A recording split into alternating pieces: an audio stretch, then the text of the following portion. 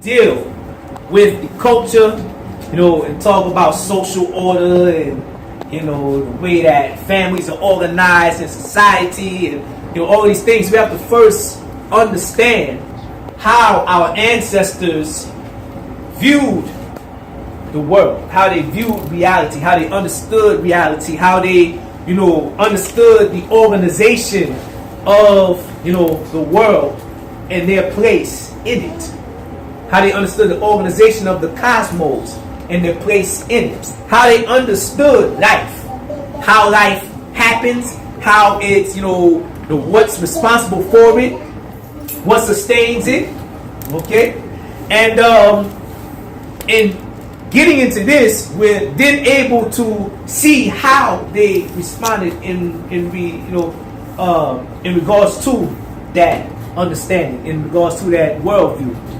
So we dealt with Ra, really went into understanding Ra as the creative force. No matter what cosmology we deal with in in Kemet, in the Nile Valley, whether we're talking about Ptah in the cosmology of Nefer or Memphis, if we're talking about Heru Beth in the cosmology of Edfu, whether we're talking about Offset in the cosmology of Bilek or Philet, okay? Whether we're talking about Hiwataru or Hedheru in the cosmology of Unut or Dendera, no matter where we go, okay, in each one of those cosmologies, that particular force, that respective force, brings forth or manifests itself as Ra. So there's an understanding of the source and the creator. They're not, let's say same intrinsic reality, but two different functions, two different states.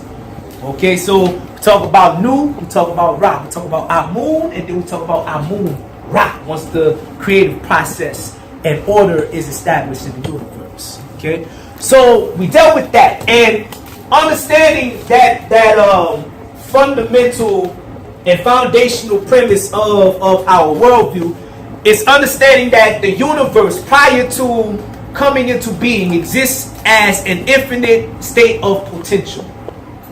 Infinite potential. Okay? Infinite potential. A infinite consciousness. Right? An undefined state.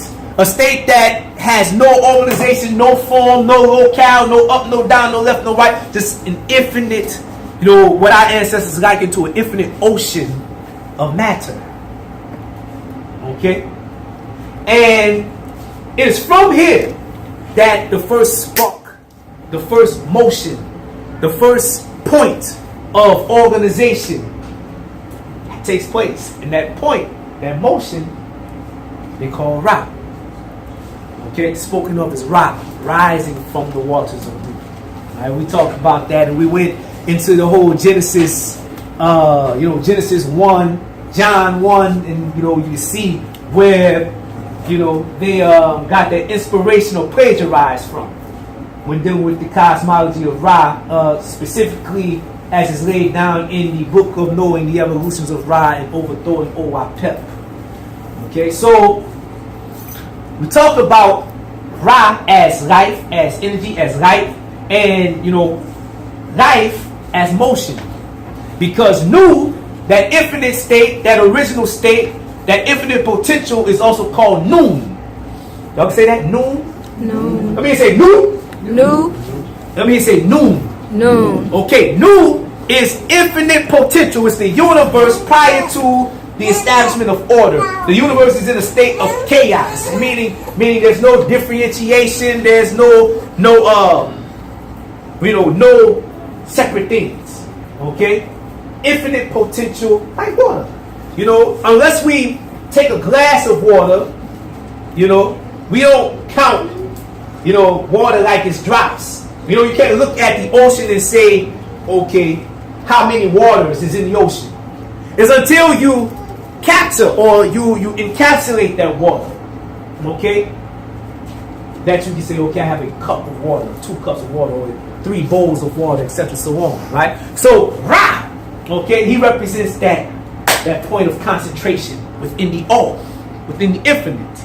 And all creation takes place within and as Ra. Right? That's our cosmology.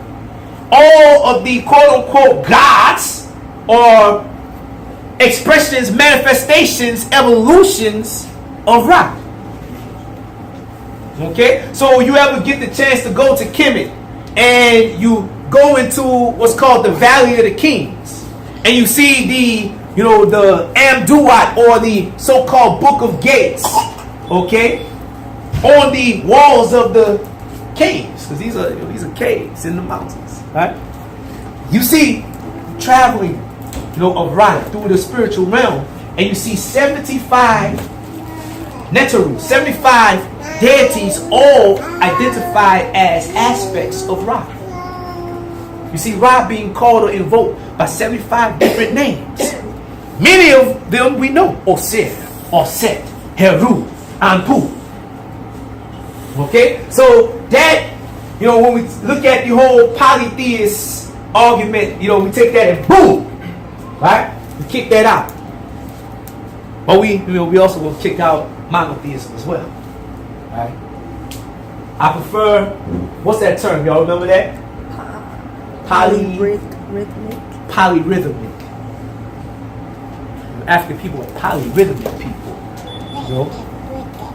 You don't count every note or every melody or every beat in a song as a separate song in and of itself. All of these, notes, all of these keys, all these melodies, they come together, they work together, they harmonize to make the one song. Right? And that's the way that we understand the term. That's the way we understand nature or the divine. Alright? So Noon means inert, the inert one, or inertia.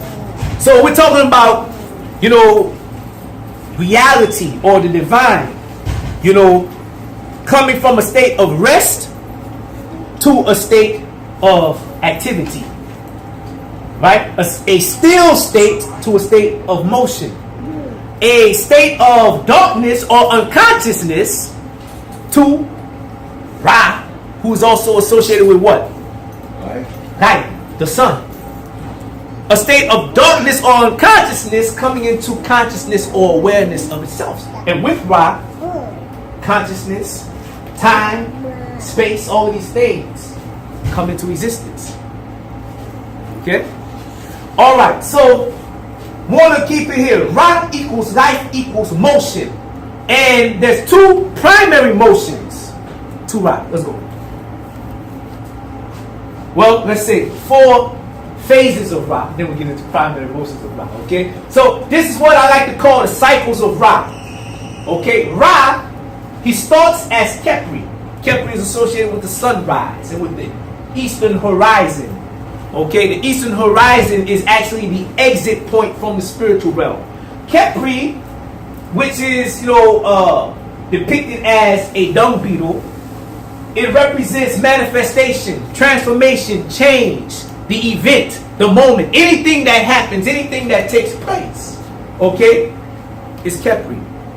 From thoughts to ideas and actions and emotions to actual events and physical phenomena, the birth of a child, the sprouting of a plant, all these things are associated with Khepri. Okay? And from Khepri, Ra rises. He reaches a peak as Ra. Then he begins to wane as Atum. And Atum is usually identified or depicted rather as an old man on a walking stick. And I'm not talking about you. It's alright. Okay? All right. The old man on a walking stick, because just as everything is born, everything reaches a point of maturation. It reaches a peak, and then it begins to decline. It begins to wane, right? But our ancestors understood that once it passed from the scene at sunset, okay, it went through a transformation in the spiritual realm, ultimately to reemerge in the east. Okay. So this is the fundamentals. All life moves like this. All events move like this. Everything moves like this. Okay? So these are 4 cycles of Ra. Let's go. Just a quick review, because I want to make sure we're all on the same page. Then we talked about the Akeru. Okay, the Akeru have, some other names that they're known by, and that's Ishu and Tufnut. Ishu and Tufnut. Now, Ishu, this deity, right? This Neter, Ishu, this is the same force that we find in West Africa, in Ifa. Same function, same name. Okay? Ishu is the son of Ra, firstborn son of Ra, who's also called Wapati in Ra, or messenger of Ra. He's the mediator between Nut and Geb, or heaven and earth, just like Eshu is the son of Odumare and the mediator between heaven and earth, and the messenger of Odumare. Okay? So this is the same deity, same name, same function, right? Found in West Africa. The Igbo call him Ekwesu. Right? The fawn, they took, another epithet for him, or Oriki, he's called Alegbara in Yoruba land, but the fawn call him Legba. Same force. Talking about that continuity and kinship coming from the Nile Valley all the way through. Now, there's another force deity that has that name as well, but I'm gonna leave that for a later point in time. I don't want no meltdown, nothing to take place in here, because oh, what you trying to say, brother? Not right now, okay? But Ikwesu, or pardon me, Ishu or Shu, right? And Tufnut. Now, together they're known as the Akeru.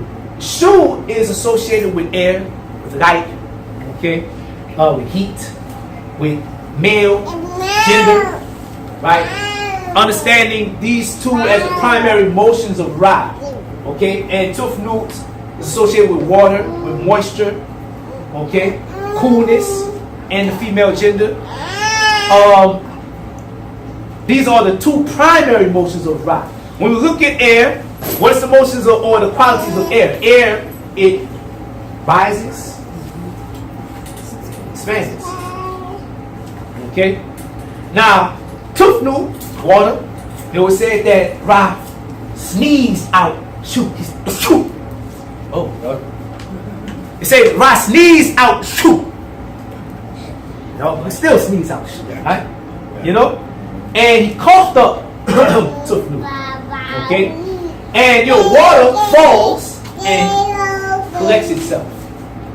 When you spill water on the floor, it don't, disperse into like mad water particles and whatnot. You know what I'm saying? It collects itself as a puddle. Okay? So these are the primary motions. One that rises and disperses or differentiates, and one that falls, one that collects, one that's hot, one that's cool. Okay? One that's masculine, one that's feminine. One that's light, one that's dark. Okay? And together these are the twin lions of the horizon. And they represent Dawa, meaning tomorrow, facing the east, and Seth, facing the west, yesterday. And here we have Ra. Ra also means day. Okay? So, yesterday, tomorrow, today. This symbol here is Pet. Pet means heaven. And you see the ends, okay? The limits of Pet, the limits of heaven, the limits of the universe are at the heads of the Shu. Alright? This symbol here, Ra Aket. Aket means horizon. Horizon, the point or the angle at which the sun is seen to emerge and apparently submerge, or at sunrise and sunset is considered the entrance and the exit to the spiritual realm. Okay, so this is the cosmology. Okay, so two fundamental motions of Ra, Shu, and Tufnut expressing itself through chanting. Everybody all right? Anybody confused yet? No, let's keep moving. All right. So the Shu and Tufnu, as has been explained in previous chapters, represent the principle of duality, which is the foundation of all law, or ma'at. One such example of this law is electricity and magnetism. And Shu corresponds to electricity, Tufnu to magnetism. And Shu is the positive, active, masculine force within the universe. Tufnu is the negative, passive, feminine force within the universe. And Shu is a force that differentiates and as demonstrated by the fact that he is the one that separates Nut and Gad, who were said to be in an eternal sensual embrace prior to the creation of the universe. This sensual embrace between Nut and Gad is symbol of primordial chaos. In doing this, Shu is a force of Ma'at and order. This is the reason why Ma'at and Shu both share the feather as a symbol. They are twins. In that Ma'at is Tufnu, in that Ma'at is Tufnu. Shu separates, Tufnu gathers, and together they are the forces that keep the universe and life in order. That's from my book, Remember Yourself. A lot of these passages are going to be from my book, you know what I'm saying? Hun Sin in E F, Yun Sin in E, Ma'at, or Ma'at E, pardon me, Imket, Sin, Imket. They, the Shu, and Tufnu existed within him, Nu. It brought to me my eye, Heteru, following behind him. Let's go. Heteru, in the territory of love, sex, music, harmony, dance, right? Negative by lady of dance. Okay? Music. The reason why, she follows behind Shu and Tufnu, right? The masculine and the feminine, or the duality, is to understand that these apparent opposites, they must work together, they must come together and harmonize in order to keep Ra moving, keep Ra going. So this is representing Heteru as the force that perpetuates and maintains order in the universe and perpetuates life. Okay? Let's go. It is the intercourse and interaction of these two forces, duality, that is responsible for life and order. Also, order is maintained through the balancing and harmonizing of these forces. This intercourse, interaction, and harmony manifests as an eternity and a rule. Shu and Tufnu gave birth to Gad and Nut. Gad and Nut gave birth to Osir. Osir, Kinti, and Ma'ah. Sutesh are set in their pet, one after the other, coming forth from the womb. They give birth and multiply in this earth. Book of knowing the evolution of Ra and overthrowing Owapep. So understand that what we're getting into today, right? What we've been dealing with, and you've heard me say, last week, sister was saying, she asked, so what you trying to say, brother? Do you believe in God? Do you believe in Jesus? And I said, she said, what's your religion? I said, family. If I have one, it's family. When you look at the essence of all African traditions, ancestral veneration, family and ancestral veneration is the essence of it all. So much to the point that, even the forces of nature, the Neteru, the Orisha, the Loa, the Abosom, are understood and considered ancestors. You see? Our origins in the world is not solely biological or chemical. Okay? We trace our origins back through our mother and father, our blood relatives, back to and through the original man and the original woman, through the forces of nature. Right? The Neteru, back to Neter, back to the source. Looking at Neter, looking at Nebejer or the All as the first ancestor. Y'all following that? Right? So, family, ancestral veneration is the origin of it all, is the basis of it all. And it's understood so much so that even the Neteru themselves are spoken of in familial terms and understood as a family. Okay? That ultimately are responsible for everything that is born and multiplies in the earth. Let's go. Okay, that's Sutesh fighting back Owapep. Sutesh, you also hear him called Set.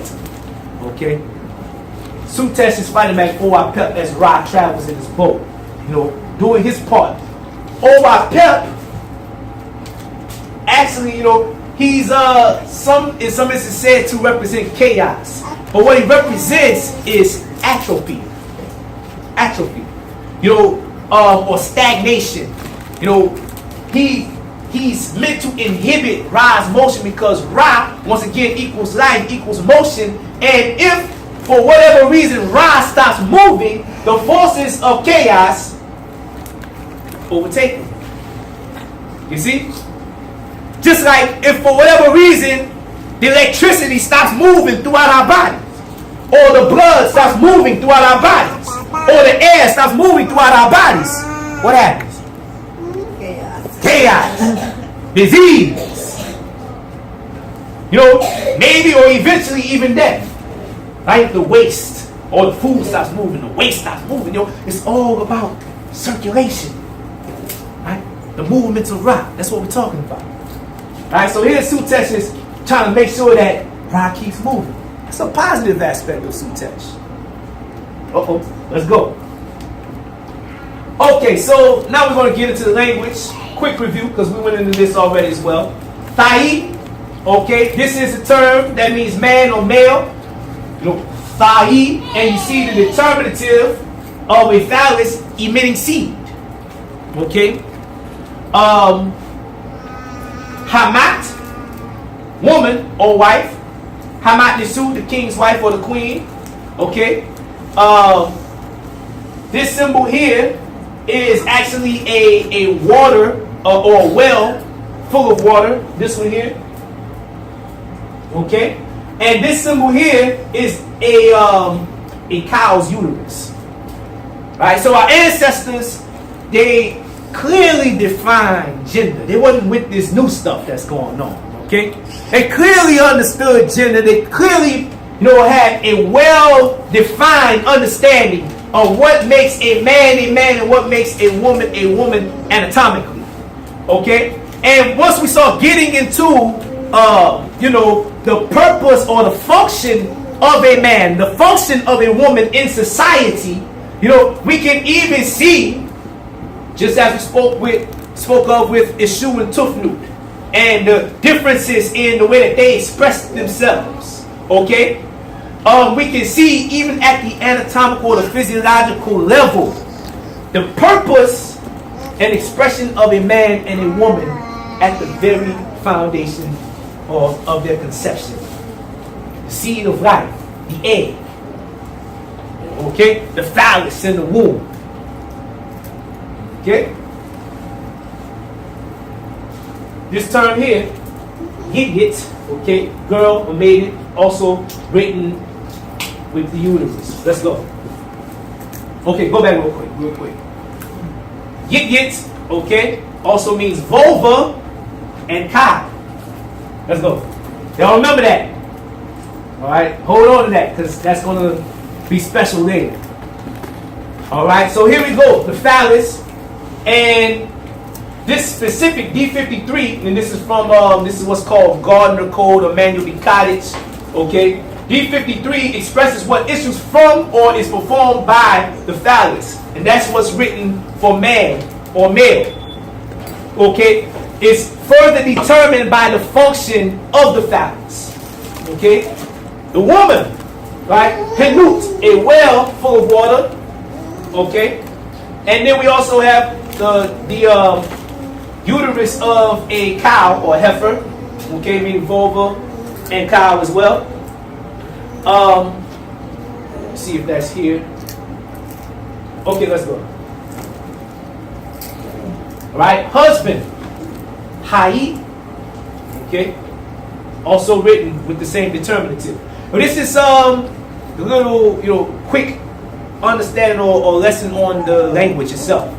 When you write Meduniter, when you speak Meduniter, there's a lot of terms that when it's written, they look like the same word.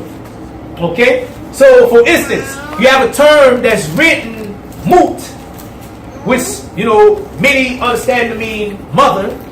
You have a term that's written mut, which means death. Now, are they trying to say that there's a relationship between the mother and death? No. These are two different words. You see? It's the determinative that allows us to differentiate between one term and the next when reading the text. Okay?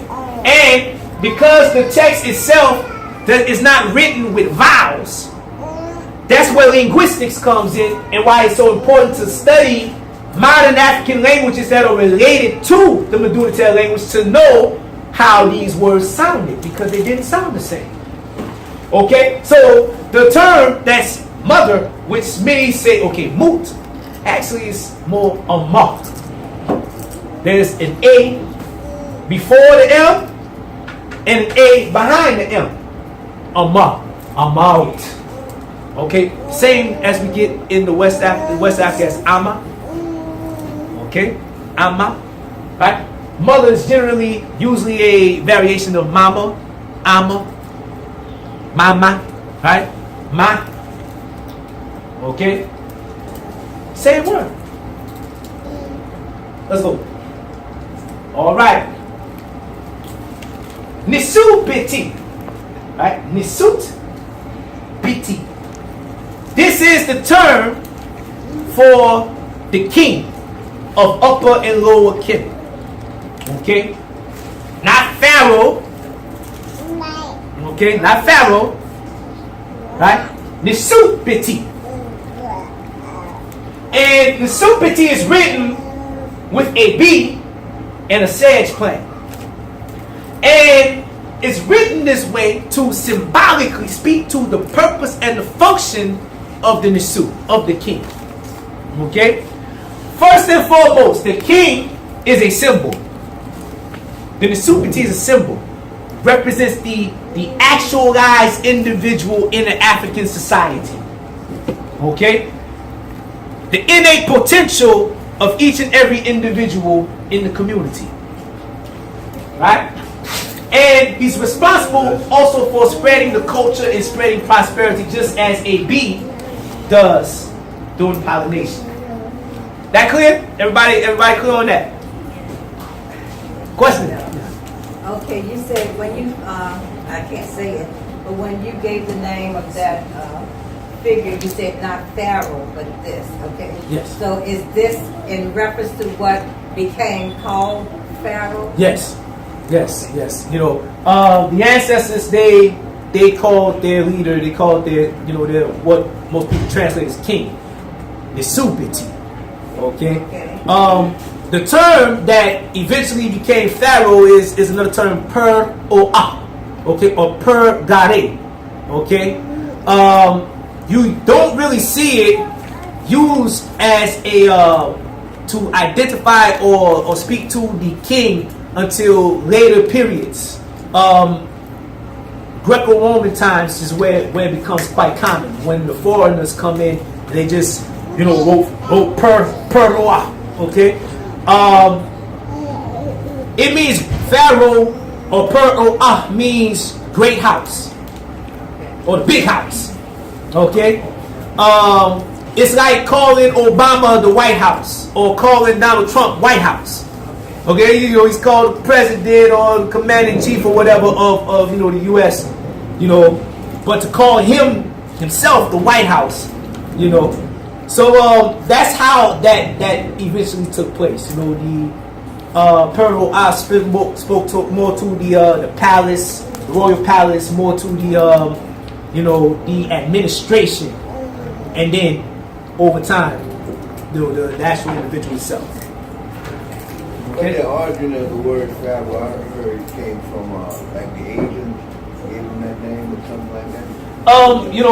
It's supposed to be taken from the Hebrew, but it's just the Hebrew's vocalization of a Medunate term or a Kemetic term. Okay, so you do find the phrase or the term in the language, but you don't find it used the way that it's used in the biblical text and amongst modern people until much later in the history. Okay? Alright, let's go. Nisut, king of Upper Egypt. Okay? King. Alright? And Nisut bit, the king of Upper and Lower Kemet. Okay? Because remember, Kemet, prior to the unification, was a tribe, you know, it was all tribalism. You had a whole bunch of chiefs and kings and whatnot.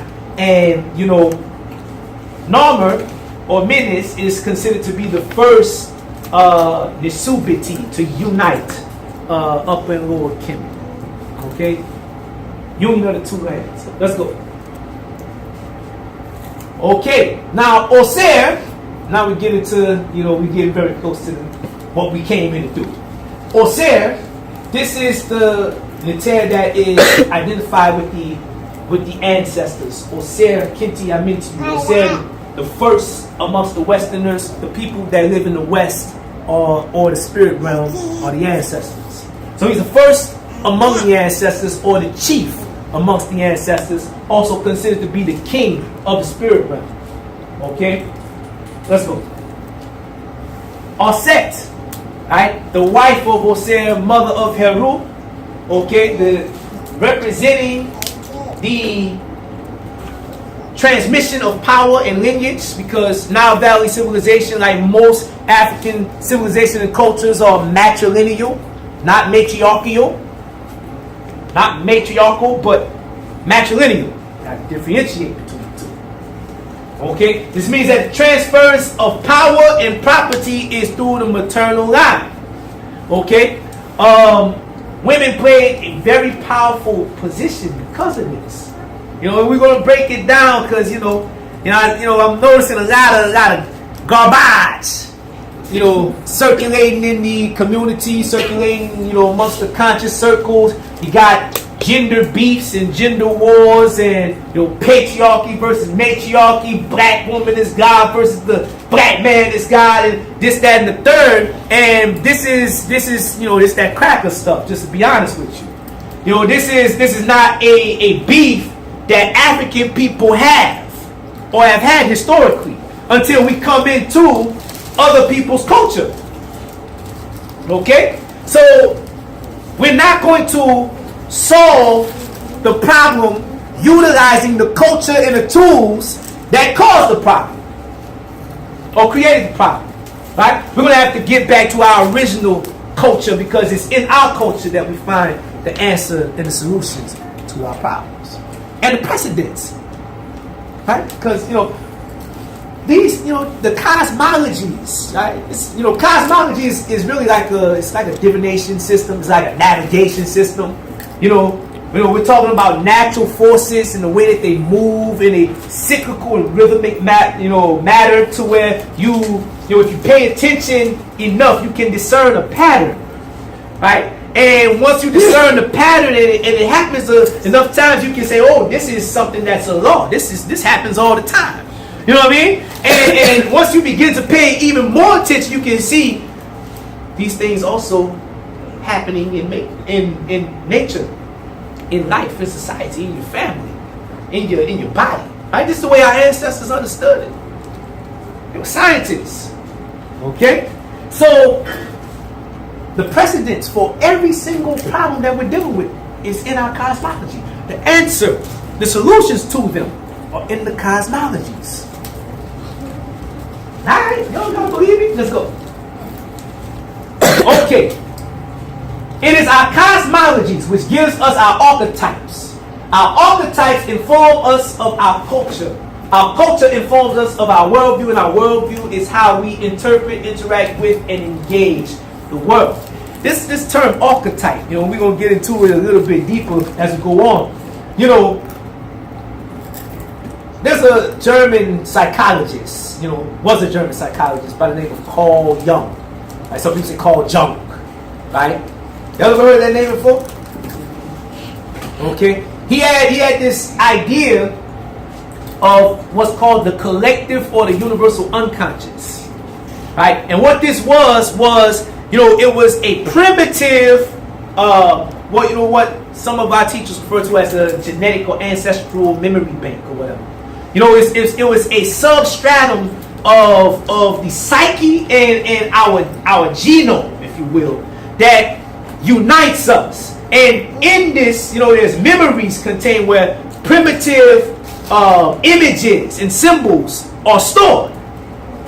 Okay? And he thought that the deities in the ancient mythologies represented archetypal forces, okay, that spoke to these symbols, such as the great mother, such as the hero, such as the warrior, such as the woman, right?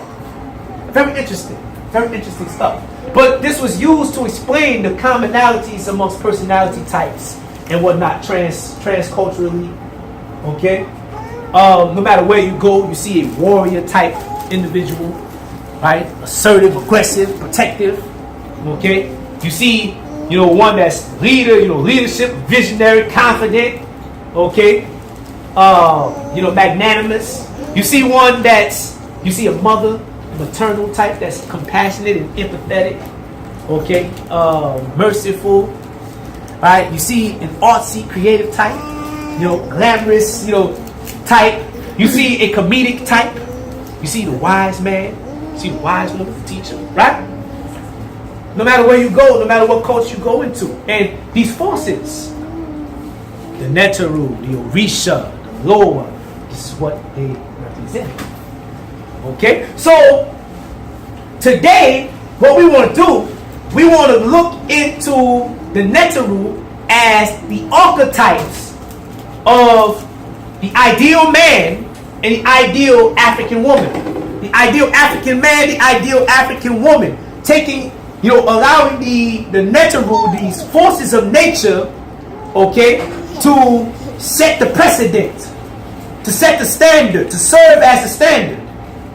And we're going to have to explore the language, right? Their functions in the cosmology, get into the language, their Renu or names. Because if you want to learn about the forces of nature or the quote-unquote deities or the divine in African traditions, it's done so through knowing their names.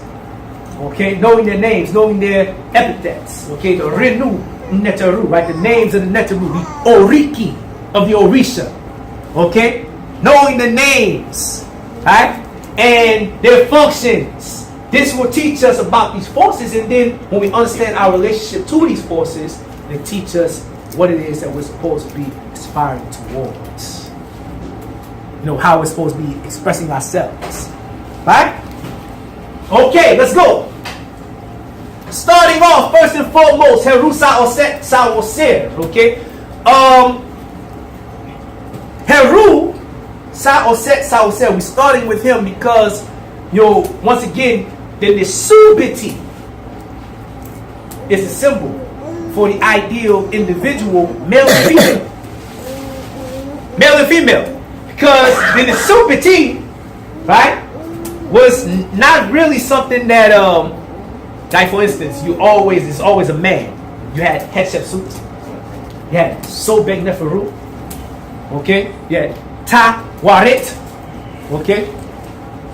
You had many, okay, or quite a few rulers of Khem, kings or Nisubiti of Khem. Okay, so we start with understanding the purpose of our individuality, our purpose as individuals.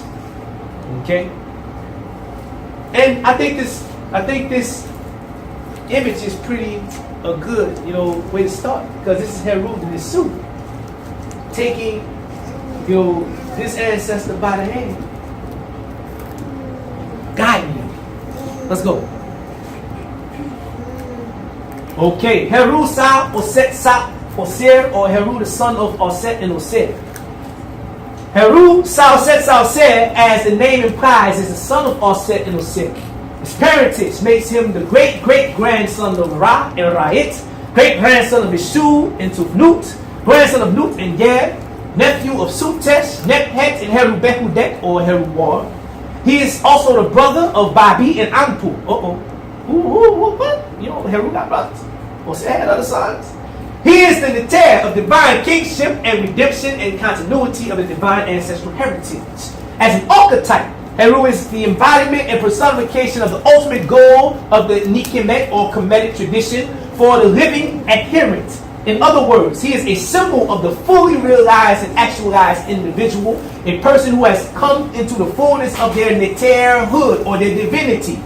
The living Neter, or divine man and woman, As an Neter, he governs leaders of all kinds, especially rulers and nobles. He is the enlightened individual who has totally offered their life to the enrichment of their people, specifically, and the world generally. However, his greatest service is the offering of himself as a sacrifice to his Father to serve as his vessel in the world. Let's go. Heru, okay, is our actualized divine potential. Once again, we trace our lineage all the way back to the source. Not only that, we understood that all of this, as we talked about last week, creator and creation are one. Matter of fact, in our cosmology, creator and creation come into being simultaneously because Ra evolves as creation itself. Is intrinsic to creation itself. You see? We are Neter. We are nature. We don't exist separate from or apart from nature. Right?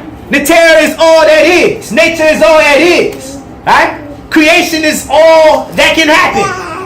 Right? If the creator and creation are one, then everything that's taking place, this is Kepri, this is creativity, this is creation. Right? Creator and creativity, or creator and creation, are intrinsic realities. And both are expressions of creativity. Y'all with me? Yeah, what Yes, sir. What you saying now? The nature, you spoke about nature. It's like a natural act, right? It's a natural act, and that's why we have nations. Well, I say it has the same, and we talked about that week before last. How Neter, when you see Neter written in the language, is written with a flag. Okay? You write Neter, which many translate as God with a flag. When we went to Nubia, to Aswan, we sat with the elder last year. He drew a lotus on a piece of paper in the Mirati. Oh, can I see? Y'all recording? Let me slow down. Put my brakes. I don't want to get out of the way. He wrote in the old Nubian language. Okay. He drew a lotus with 5 petals, and on each one of the petals he wrote the name of what he considered to be the 5 groups of Nubians, or the 5 Nubian groups. Okay? And at the top he wrote with 2 open hands, says, Tawarti. Tawarti. Can you say Tawarti? Tawarti. Tawarti. Okay, Tawarti. And it means all together, my God. Right? All together, my God. To say that all of the Nubian people together was God. You see? And when we look at Nile civilization, specifically understanding the flag as that which designates territory, a culture, a people, the ideal and the standards and aspirations of the people, as well as the order within the culture, the social order that arises as a result of this coming together. Okay, this defining of borders and defining of people. Okay, is to say that within that's Neter. Okay, they've made a microcosm of the great.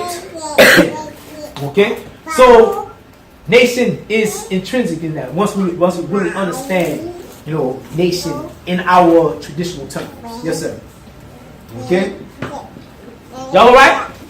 Yes, sir. Okay, Heru is our actualized potential. This is another meaning of his gathering the seeds. As a seed represents potential, he gives us the ability to manifest our highest self and sit upon the throne of our lives, chart the course of our destinies. In this regard, he is called Nev Shai, or the Lord of Shai, destiny. As an Neter on earth, he grants man the ability to be a blessing to the world, both spiritual and earthly. As such, he is called Shai in Bakwet, or Kemet, the destiny or fortune of Kemet. He governs leaders, especially those that serve as ideal models and help to cultivate the potential of others. This, in truth, is the significance of the title Nesupiti for the leader of Kemet, and its symbolism of the sedge plant and the bee, as bees are the exemplary husbandmen of the world. Heru, as the Neter of the divine kingship, is the archetype for all that fill the position, sits upon the throne, or even more accurately, all that fill the position are identified with Heru. Every king, every Nesubiti in Kemet is considered to be the personification of Heru, the living image of Heru. And when he sits upon the throne, he's sitting upon the lap of Aset, his mother. Aset, literally meaning throne or seat. Okay, and his throne, this seat represents the seat of power, represents the ancestral lineage, right? It's that seat that connects him to the ancestors, just as it is through the maternal line, okay, that the lineage is traced. Okay, and the transference of power, right? The power from the ancestor, from the predecessor to the living descendant. Inheritance, right? That's what this represents. To this very day, okay, even in West Africa, the stools, okay, of the chiefs and the kings and the queen mothers are used, okay, to represent that seat of power, that lineage, okay, and it's used during the ancestral veneration rituals as well, right, amongst the Akar and the Asante. So actually, all these, these titles like you say king and pharaoh, how you say that other? Nesupiti. All they were servants of the people. Yes, sir. Yes, sir. See, this is what it's about. It's about service. Right. You know what I mean? This is why we're talking about Heru. First and foremost, to understand ourselves as individuals. We are parts of a collective. Our purpose is to the collective. All of our talents, all of our gifts, what it is that we have to offer is not about us. It's about the collective. It's about the family. It's about the community. What gifts are you bringing to the world? What gifts have you come back here with from the spirit realm, and what you're going to do with them for us? Even so much so to the point where we don't, as we talked about last week, we don't believe in rest in peace. Rise in power. We don't believe in rest in peace. We believe in rise in power. And the ancestor aspired to be, the term is Yakut. Yakut. Okay? Which means effective.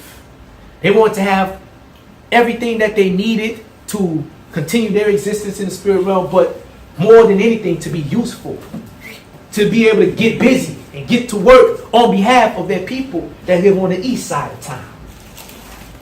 They just move across the street to the west side, but they have to be useful. They have to get to work. So when you read, some of the our ancestors used to write letters to their ancestors. They write a letter. Sometimes they write it in a bowl, write it in an offering bowl, right? They write the letter along the walls of the bowl, and they put the offering in the bowl, and they put it at the tomb, right? Put it at the shrine. And those letters, when you read them, it's straight business. You know what I'm saying? They might start off, hey, I miss you so much. I love you. You always good. Couldn't even remember. I was good to you too. Nah, I was good to you. But you see your mans over here, sometimes talking about a sibling. They acting like a straight fool. I know you see them. I did this for you. Did that for you. I kept up the offerings, this, that, and the third. It's time for you to kick in. Need your assistance here. Right? Rise in power. They got to work still. It don't stop. Rock keeps moving. Okay? Y'all all right? Some of y'all like, damn. Gotta work here. You know what I'm saying? Slaving here. Gotta work when we get on the other side. It's like you compete to complete each other. Yeah. So, it's one of those things where, the ancestors' primary concern, it's the same concern as the people that are still here, is to, fulfill their potential, is to, evolve the family and the bloodline, and keep the family growing and evolving in wisdom and power, and keeping the tradition going. That's what it's about. Keeping the bloodline going. Natural order of existence. That's what you're saying. Yeah. It's I say, they're not in, heaven or hell or none of that stuff like, we've been taught in the West. Okay? So then we went into that last week as far as the nature of the do-wide and all of that. Man, I wish some of y'all was here. Okay. So let's go. The role of the Nisubati is to serve as an example of the ideal individual and to create and maintain the culture of Ma'at. He is the leader that creates leaders, and he gives people purpose until they find their own. Above all, Heru is a symbol of the innate potential that resides within each and every individual. Heru is a symbol not only of the innate potential that lies within us, but also all that came before him. He is the culminating point of his divine lineage, the bridge between the past, present, and future, the present. He is the face and the medium of his father, the ancestors, or the Ten. This is symbolized by his name and role as Heru Hinu. Can you say Heru Hinu? Heru Hinu. Heru Hinu, the bolt that carries his father. As Nisu, he is the representative of the nation, the standard bearer for his people. Can't stress it enough. We got to be about the collective. We got to be about our people. We got to be about our ancestors. Yeah, I mean, listening to you right now, it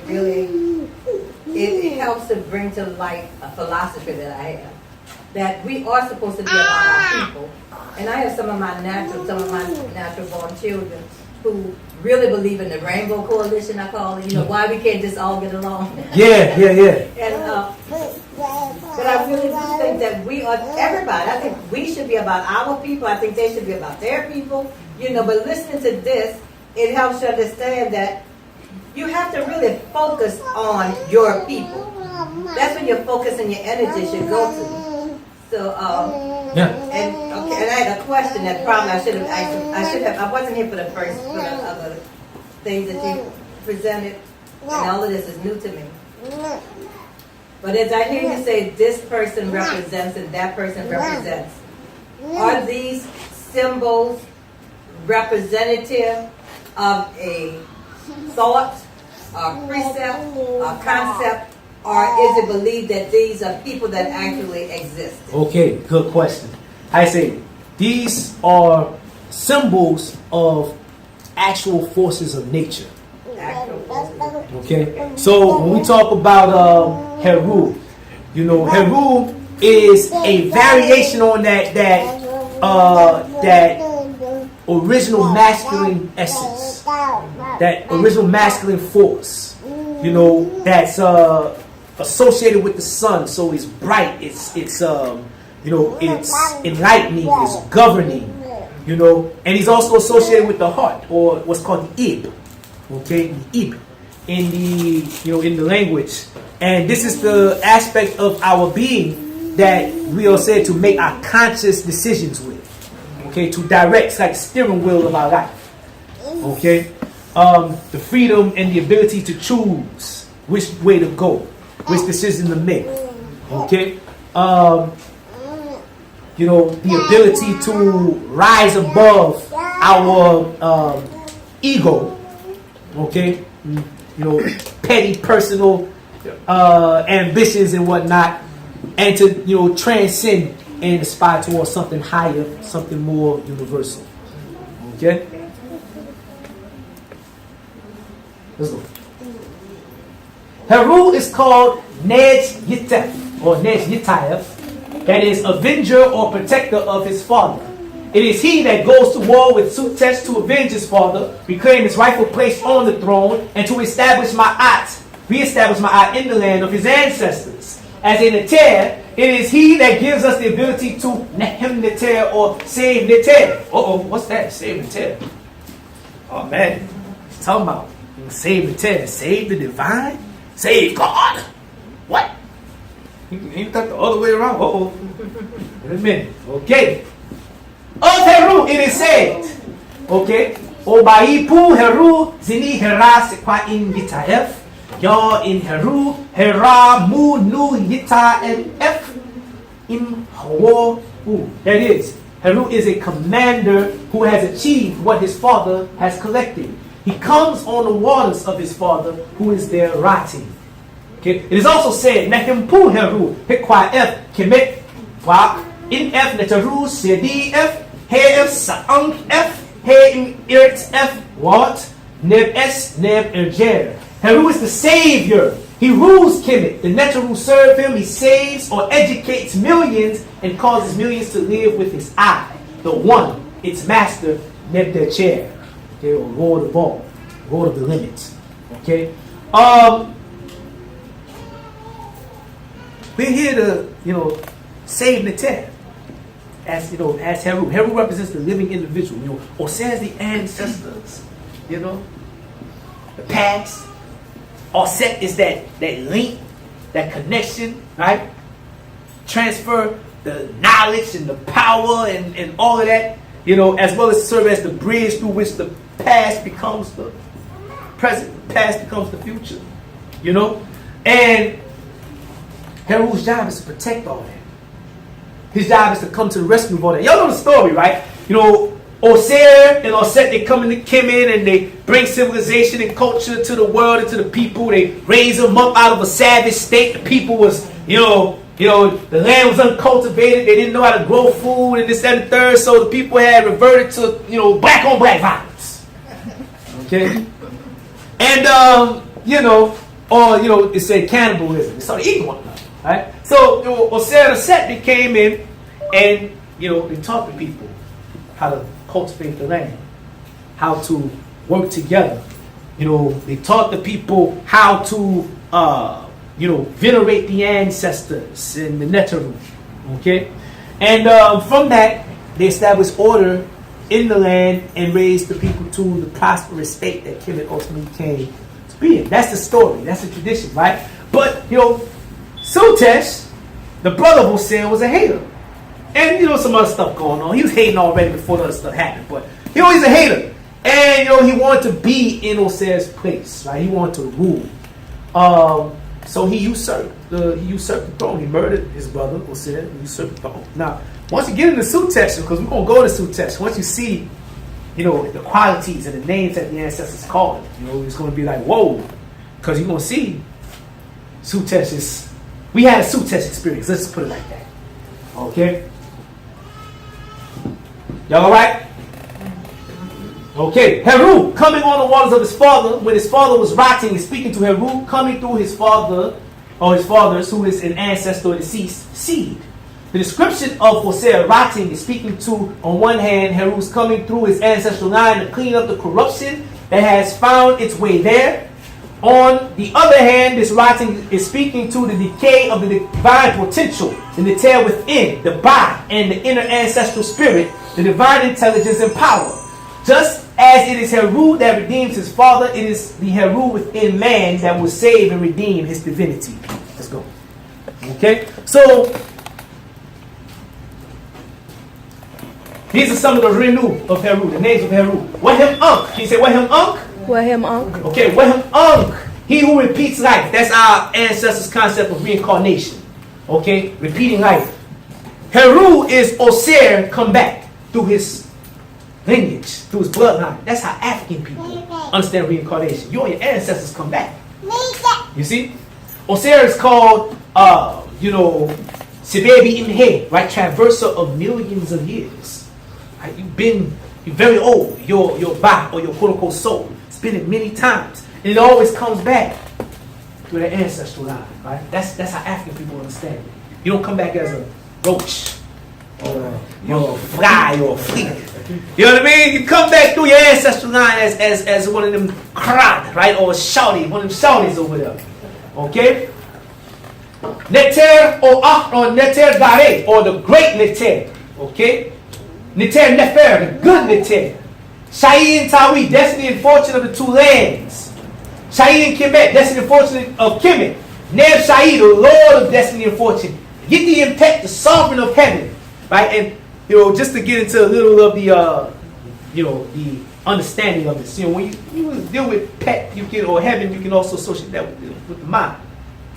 You know, Heru gives you the ability to become sovereign of your mind. Okay? Nesuin Pet, or the king of heaven, or the king of your mind, to not be compelled or controlled by your thoughts or your emotions just because they happen to enter into your mind. You know, some of us, we get into a situation where, we see something and the thought, I don't like that shit, comes into the mind, right? And next thing you know, we reacting like we don't like it. We ready to deal with it. It's almost automatic. You know what I mean? Heru gives us the ability to, not just reason, but to choose. To ignore that thought. Okay? Or to pay attention to it, focus on it, nourish it, empower it, and follow it. Choice. The ability to judge. Okay? To discern and to decide.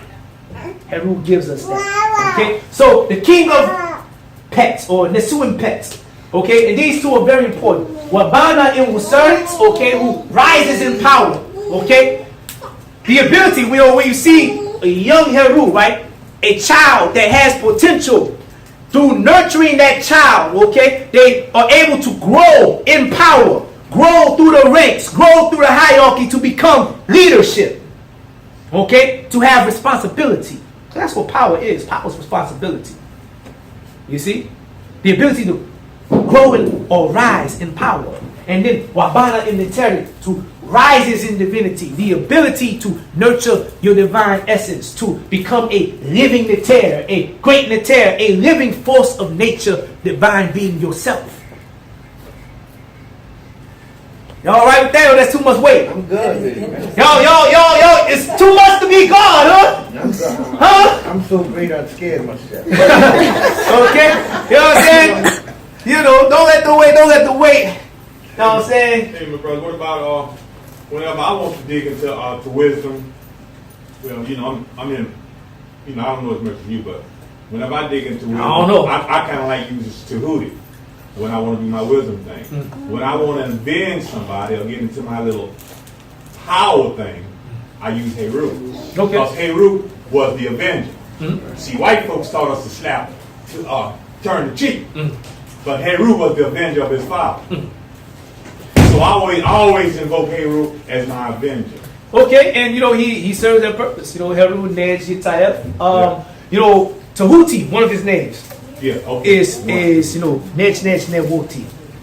Okay, Nej Newoti, which means advisor to the one Lord. Mm-hmm. Okay, and that's dual, because on one hand that's speaking to him as the also called Thati in Heru, or the vizier of Heru. Okay, and he's also the messenger and advisor of Ra. Sequedet Ra in Wiyah, the navigator of Ra in his boat. Okay, even Ra has an advisor and a guide. Oh. Okay, so Tahuti is very important. We don't really deal with Tahuti today. Okay. Okay, Right. but Heru, once he's fully developed, right, he embodies the qualities of all of the Neteru within himself. Okay, so there you go. So he's bringing Tahuti into me. Okay, let's go. All right.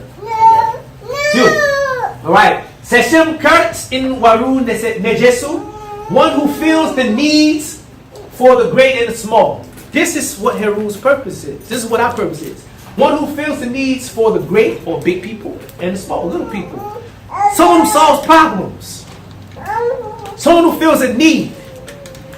You're here to help. I'm here to help. We're here to help. Samantha in Nefer, okay? Who strengthens the land with right order. Okay? Sejed Ma'at in Tapin, who causes Ma'at to persist in the land. This is what we're here to do. To make Ma'at live. To establish and strengthen the community through order. Establishing order. enforcing order. All right? Divine order. Right order. Okay? Some more of his names. Heru Shadi. Heru Shadi means Heru the Savior. But it also means Heru the Educator. Oh, there's a relationship in the language between education and salvation. Okay? You can come to someone's rescue, right? But you can also teach them how to save themselves. You can teach them how to solve their own problems. You can help to develop their innate potential. That's what a true Heru does. He doesn't just have people be holding and enslaved to him. I got 100 godchildren. They have my beck and call. How you gonna hate on them? No. I say some of the priests and priestesses in there, they know what I'm talking about. You know what I mean? It's about helping these people, Right. teaching these people, to raise in their divinity, to raise in their power, their potential. Actualize that. Okay? Heru, Nejet, Yitael, Heru, the protecting the vengeance of his father. We're not on that turn the other cheek stuff. Sorry. That's right. How you say, justice is a reality, it's a real force in the universe. Like, everything eventually balances out. But guess what? It is also a force that you can harness. It is also a force that you can embody. You have someone commits an error, you can correct them right then and there if you have the means to. Or you can just, they'll figure it out one day. Or, they'll get it eventually. Right? Someone wrongs you, if you have the means, to right the wrong, to enforce discipline, you should do so. Okay? If not, you should be seeking to acquire the means, to enforce justice. Heru Nejet Yitaya, Heru the protector and avenger of his father. No, this avenger part, this vengeance, right? Once we get to Heru Behudet, you see one of his names, Heru Jebar, Heru of retribution or Heru of payback. Oh, wait a minute. That's not spiritual. Yes, you know how that works. We get scared when we talk like that. No, we have a responsibility to correct wrongs, to right wrongs, to enforce justice. Okay, I say, this whole mixing with the enemy of your father, the raper and robber of your mother and brother. This is crazy. This is crazy. Right? So that's not our tradition, right? So Heru has a responsibility to not only protect his ancestors, protect his family, but also to avenge his family. Okay? Yes, sir. And that's why the white folks fear us. Because they think if we gonna come, we're looking for, to revenge the wrong that's been done. In the back of their mind, In the back of their mind, it's like that. But they're not worried too much as long as y'all, as long as we keep calling on that white boy. Right. You know what I'm saying? As long as we keep calling the white boy. Heru Hinu. Heru the Hinu. Heru the boat. Or the vehicle that carries his ancestors. That carries Osera. Okay? This is to say that each and every one of us, we are vehicles, mediums, vessels for our ancestors. Okay? Carry your ancestors with you. Right? And it says that Osir from the throne in the spirit realm called out to Heru and told him to go into battle with Sutesh. Right? It has a couple of meanings because Osir is also associated with the Ba. And the Ba and the ancestors, they have an intrinsic relationship. Right? Your soul, quote unquote. Your consciousness, your conscience. The oracle in your head. The navigation system in your head. The advisor in your head. Okay? There's a relationship between it and the ancestors. It's really a vehicle for the ancestors. Ba is said to incarnate into the world through the crown of your father's head and is transmitted through his seed. That's our tradition right there. And once it goes through that divine essence, is filtered through that ancestral material. You see? Then it mixed the ka and the kat in the womb of the mother.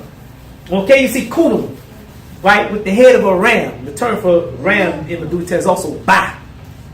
Okay, you see that ba shaping the ka and the kat on the potter's wheel, which was a fertility or phallic symbol.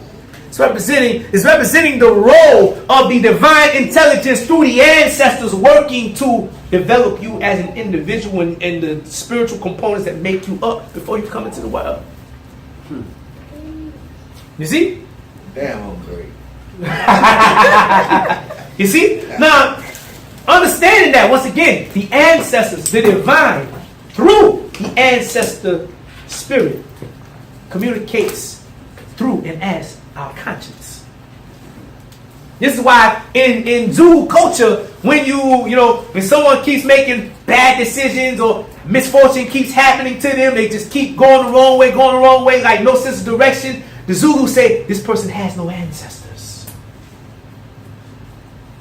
It's not to say that they actually don't have no ancestors, but there's a disconnect, you see, between them and the ancestors.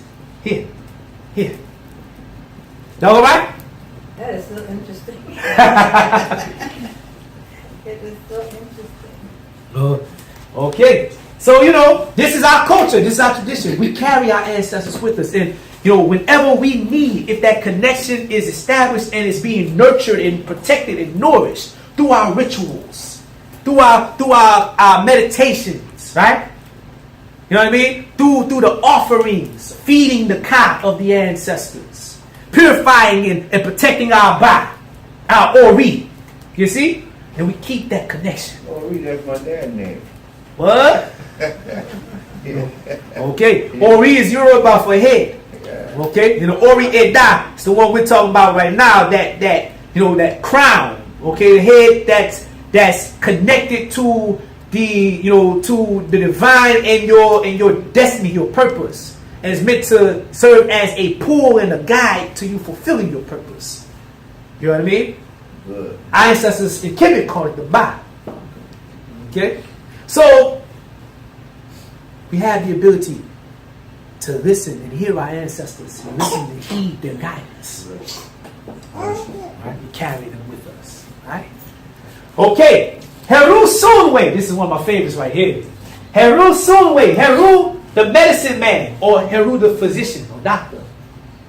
Okay, this is also usually translated Heru the sorcerer or magician, because the juju man, the juju woman, traditionally was also the doctor, the herbalist, the pharmacist.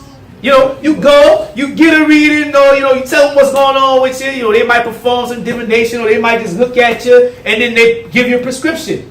The prescription can be spiritual. It could be actual herbs. Usually the herbs are given anyway, along with it. Here, burn this. Here, drink this. Wear this. That's our culture. Heru Sunway, medicine man. This particular aspect of Heru, these two, especially Heru Sunway and Heru Shadi, you hear about him raising the dead. You hear about him having power over the forces of nature, being able to extract poison, give sight to the blind. Right? This is stories, right? These are stories. These are stories. These are stories, right? These are stories. But this is speaking to the power when we actualize our divine potential, when we practice our culture.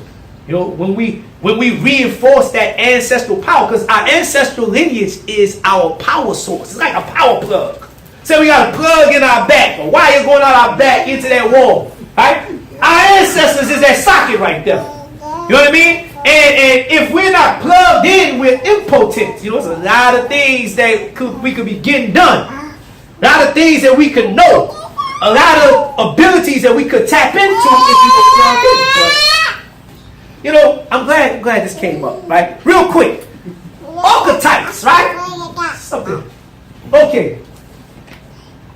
How many of you have ever dreamt of fish? Okay. And when you dream of fish, it said to me what? Somebody's pregnant, and you know, has that usually confirmed? Like, you dream of fish, and yep, sure enough, you know, as my grandmother would say, sure as you're born, you know, somebody's pregnant. Okay, look at this. Now, this is something, you know, my parents as well, my mother, my aunts, and my grandmother, all of them, you know, dream of fish. You know, my wife, Rick, you know, said her mother talks about dreaming of fish. My wife, Marie, said that, you know, her mother dreamt of fish when our daughter Khem was, you know, conceived and whatnot. So, you know, it's like, this is something that I find that's in our people, in our culture. And, you know, we don't have to be messing with no voodoo. We don't have to be, you know, we could be in the church. Okay? And these church ladies dreaming of fish. Oh, somebody pregnant. What is that? How is that? How can that, you know? So, in Kemet, there's a Nicheric named Osset. We talked about her, Osset. She has another name, Hatmehit. Hatmehit. Okay, Hatmehit. Okay, Hatmehit means the first fish, or the foremost of the fish. And she is an eternity of motherhood, childbirth, and fertility. Okay? The Yoruba have an Orisha called Yemoja, right? Which is a contraction, right? It means, I say, it's a contraction of Yeye Omo Eja. Yeye Omo Eja, which means the mother whose children are fish. And she's a Orisha of motherhood, childbirth, and fertility. Both are associated with the sea, rivers, oceans. Okay? Like the water bag, pretty much. Hey, now look. This is something that's in our ancestral memory bank, embedded in our psyche, in our DNA, going back thousands upon thousands of years through West Africa, all the way back to the Nile Valley. Yet, that sister, that elder sister, right, Big Mama, totally, apparently, not connected to the voodoo and all of this, dreaming of fish, and knows intuitively somebody's pregnant. What y'all think about that? That's powerful. We have to deal with something though, because, you know, when we talk about these forces as archetypes, or these archetypes as forces of nature, right? To experience that, you know, I can go from woman to woman. You know, what does dreaming about fish mean? You know, it means somebody pregnant. Like, to experience that means that we're dealing with forces that are very, very real and embedded in us, a part of us that we carry. Okay? Generation to generation to generation, without necessarily actively transmitting that information. It's a divine order. Just thought I'd drop that. You know that it's funny you bring it up, because that particular correlation with Moriori Indians, because we have these men, the majority of them have no concept of traditional religion, but yet the organization, because I'm a big queen, that's why I know, the organization of the structure directly reflects the cosmogony of Orishas. They have different positions that represent the king, the mother, the protector, the clearer of the way. I mean, you could correlate it to Eshu, Shargo, Ogun, Yemaya, and that's what drew me to it, because they're not doing it because they're trying to copy it. It's what's in their DNA that's just manifesting itself on the outside. That's why it's so powerful, and that's why it don't exist in Louisiana and New Orleans. Because you got to ask yourself, they got black folks all over the United States. Why are they not doing this same tradition in other places, and it's happening here in New Orleans? And I've always said that we have this DNA that's embedded in our bloodline that will manifests itself. So the thing about the fish is another example of how even those who claim to be straight up JC, I call it, with him, and no connection to this other stuff, this voodoo stuff, but yet it's still coming up. It's just confirmation. So when you said that, my mind was directly going on that whole Mardi Gras. And so can you imagine if they had the power to connect it? Yeah. How much more powerful it would be. Exactly. How much more powerful. Exactly. Do I? Thank you. Thank you. You know, that's what we're looking to get back to. And I'm glad you brought up the Mardi Gras Indians, because I'm thinking on the very last one, we're going to bring it all the way home. Showing the Mardi Gras and, you know, paralleling it to the festivals of the Orisha and the festivals of the Neteru. You know, festival of Oshun, Osagbo, festival of Heru. And you know, everything from the beads, all of that, all the way back. The carrying of the Neteru in boats, okay? The Lord traveling in celestial boats, and the carrying of the old gods in New Orleans in floats. Yeah. Okay? You know. All right. Two, do I. Sineti. Let's go. Okay, ba to cake. Aggressive ba. Now we get into some more. Now we get more into Heru as an archetype of the man, the ideal African man. Okay? You know, some of the others, these are universal. Now we get into manhood. Okay? Ba to cake. Aggressive ba. Wan gasset. Fast pace. War petty. Great power. Perm up. Drives out his arms like, get back. Know what I mean? You know what I mean? Whom? Brave one. And this one is interesting because, you know, there's a lot of, linguists that are saying that this Queen here eventually came to be Ogun. Okay? In West Africa. Right? In the Medurite, it's a term that means to be violent. It's a term that means to assault or attack. And it's also a term that means bravery or courage. Okay? So these are the ideal traits that an African man should have. You know, especially the aggressive and the violent part. Let's go. In Perui in Tesu, he brings the end of his attackers. He brings the end of his attackers. Kill the white people. I'm just kidding. Okay? Hey, Ra equals life equals motion. And our culture is about living a life that is life affirming, life sustaining, life preserving. So the preservation and protection of our life is critical. It's my eye. And turning the other cheek is one of the greatest examples of evil that you can ever commit. To not defend the life that you've been given is to say that you don't deserve it. You see? And to deal with your attacker, all right? And to bring about their end is to ensure that they won't do it no damn more. Amen. I'm on. You see? So when you look at when Ahmos and Kathmos and Thutmose the third, when they ran, the invaders out of Kemet, they didn't just run them up to the borders of Kemet. No, they found them out of Kemet and crushed them. Make sure they don't come back no more.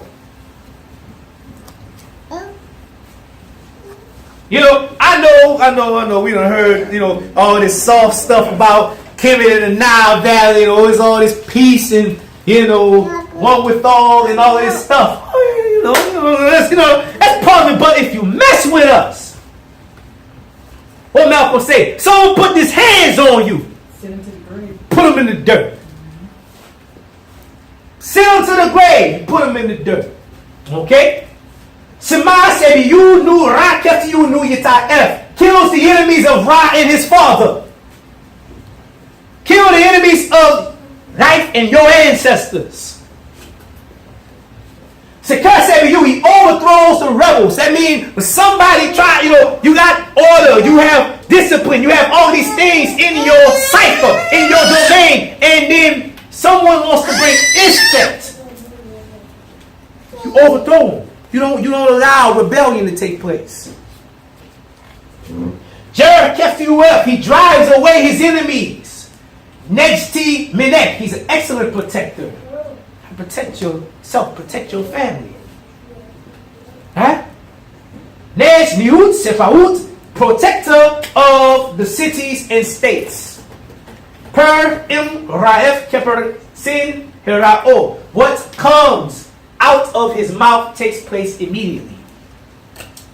Your job as a man is to protect your people, protect your community, protect your family. Okay? Perpetuate the life of your family.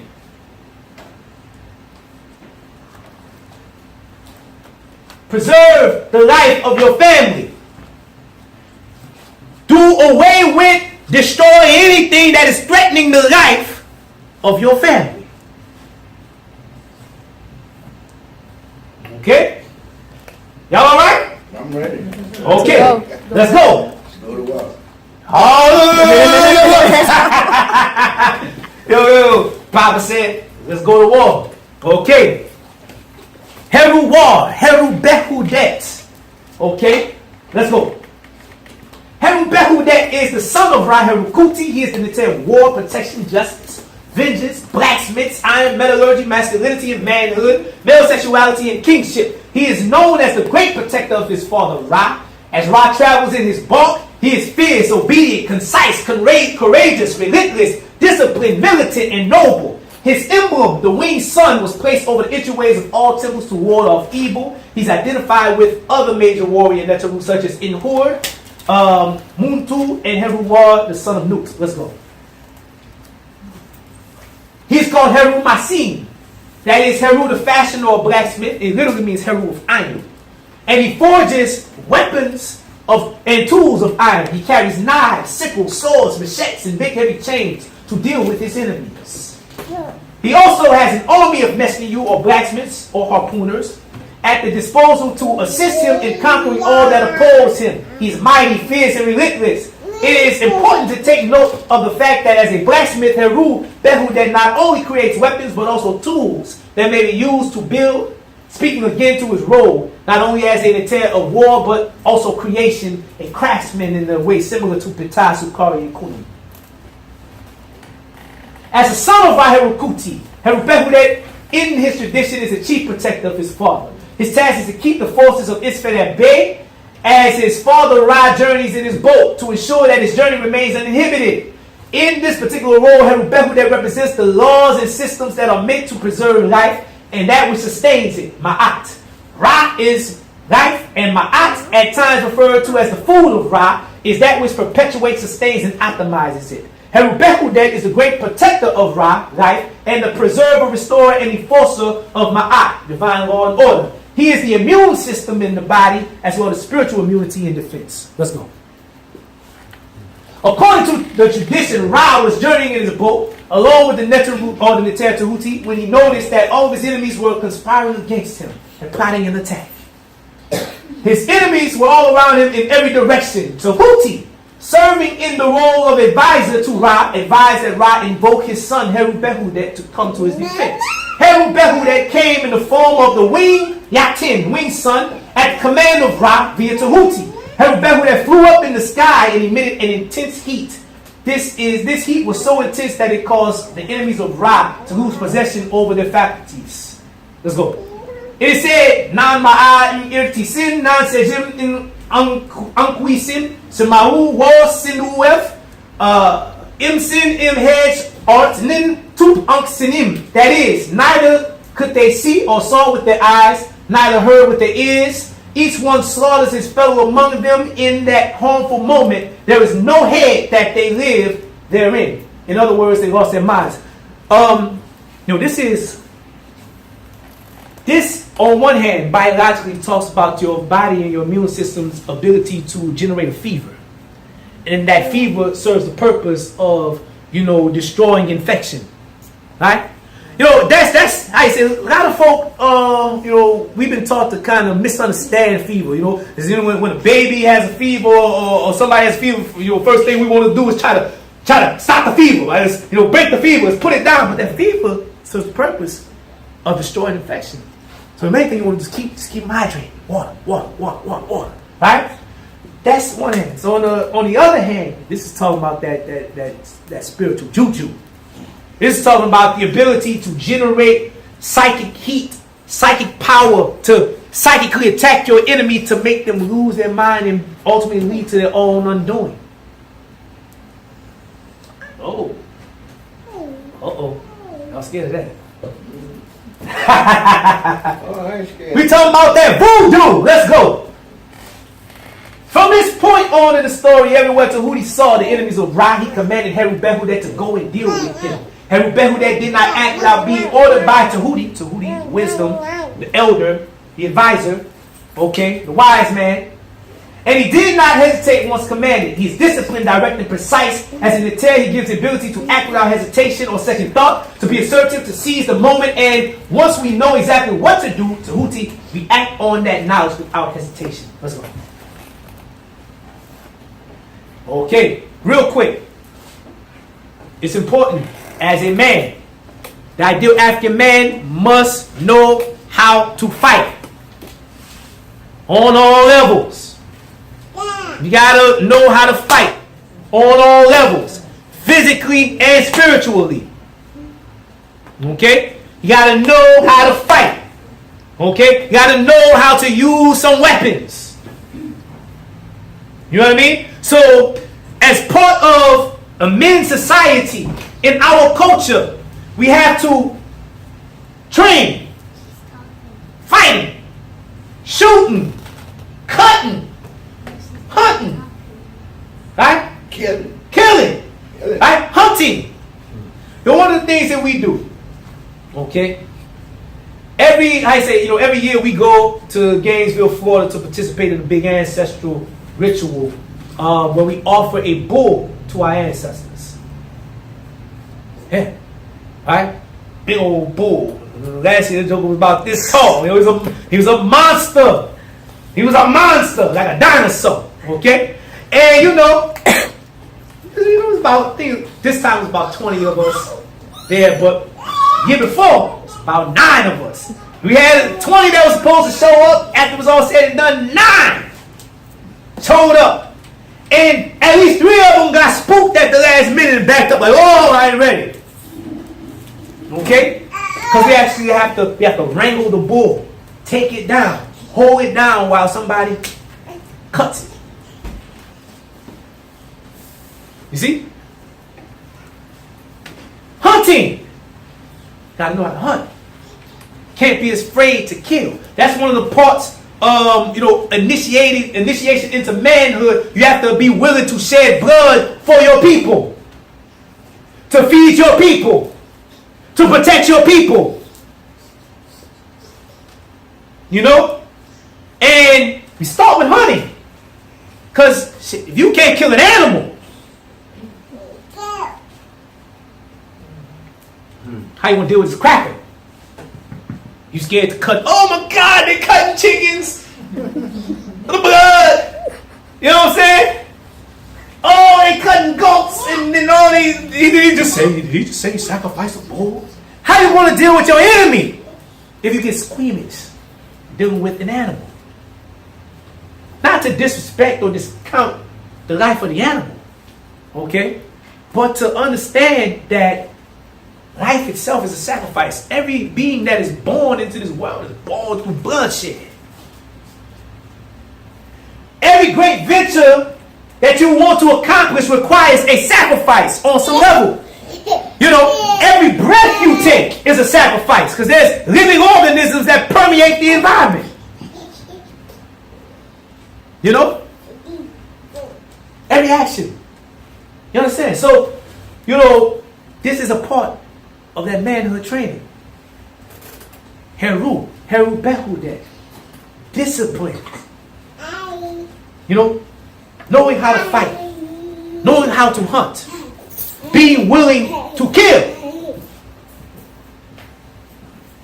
for your people. All right? Okay? So we got to train weapons. We got to train. Okay? Hand to hand. Right? And we got to train juju. Heka. Okay? Gotta know. See, our ancestors, the hand-to-hand, the physical confrontation, that was the very last thing. After they built up the energy beforehand, sending their ancestors, sending their forces, sending Herubehudet, sending Ogun at the enemy's neck. You see? You know, y'all remember Taharka? Okay?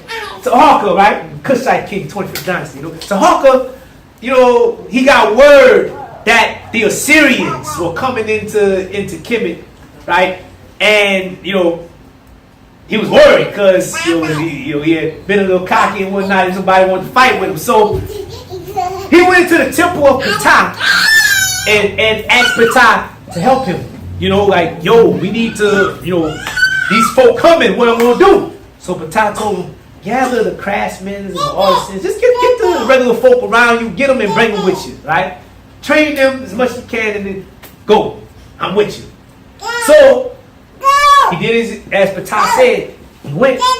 And when he got, you know, outside of the Assyrians' camp, you know, they spent the night, you know, a few miles away. That evening, a plague of rats, you know, because that's what a collective of rats is called. It's called a plague.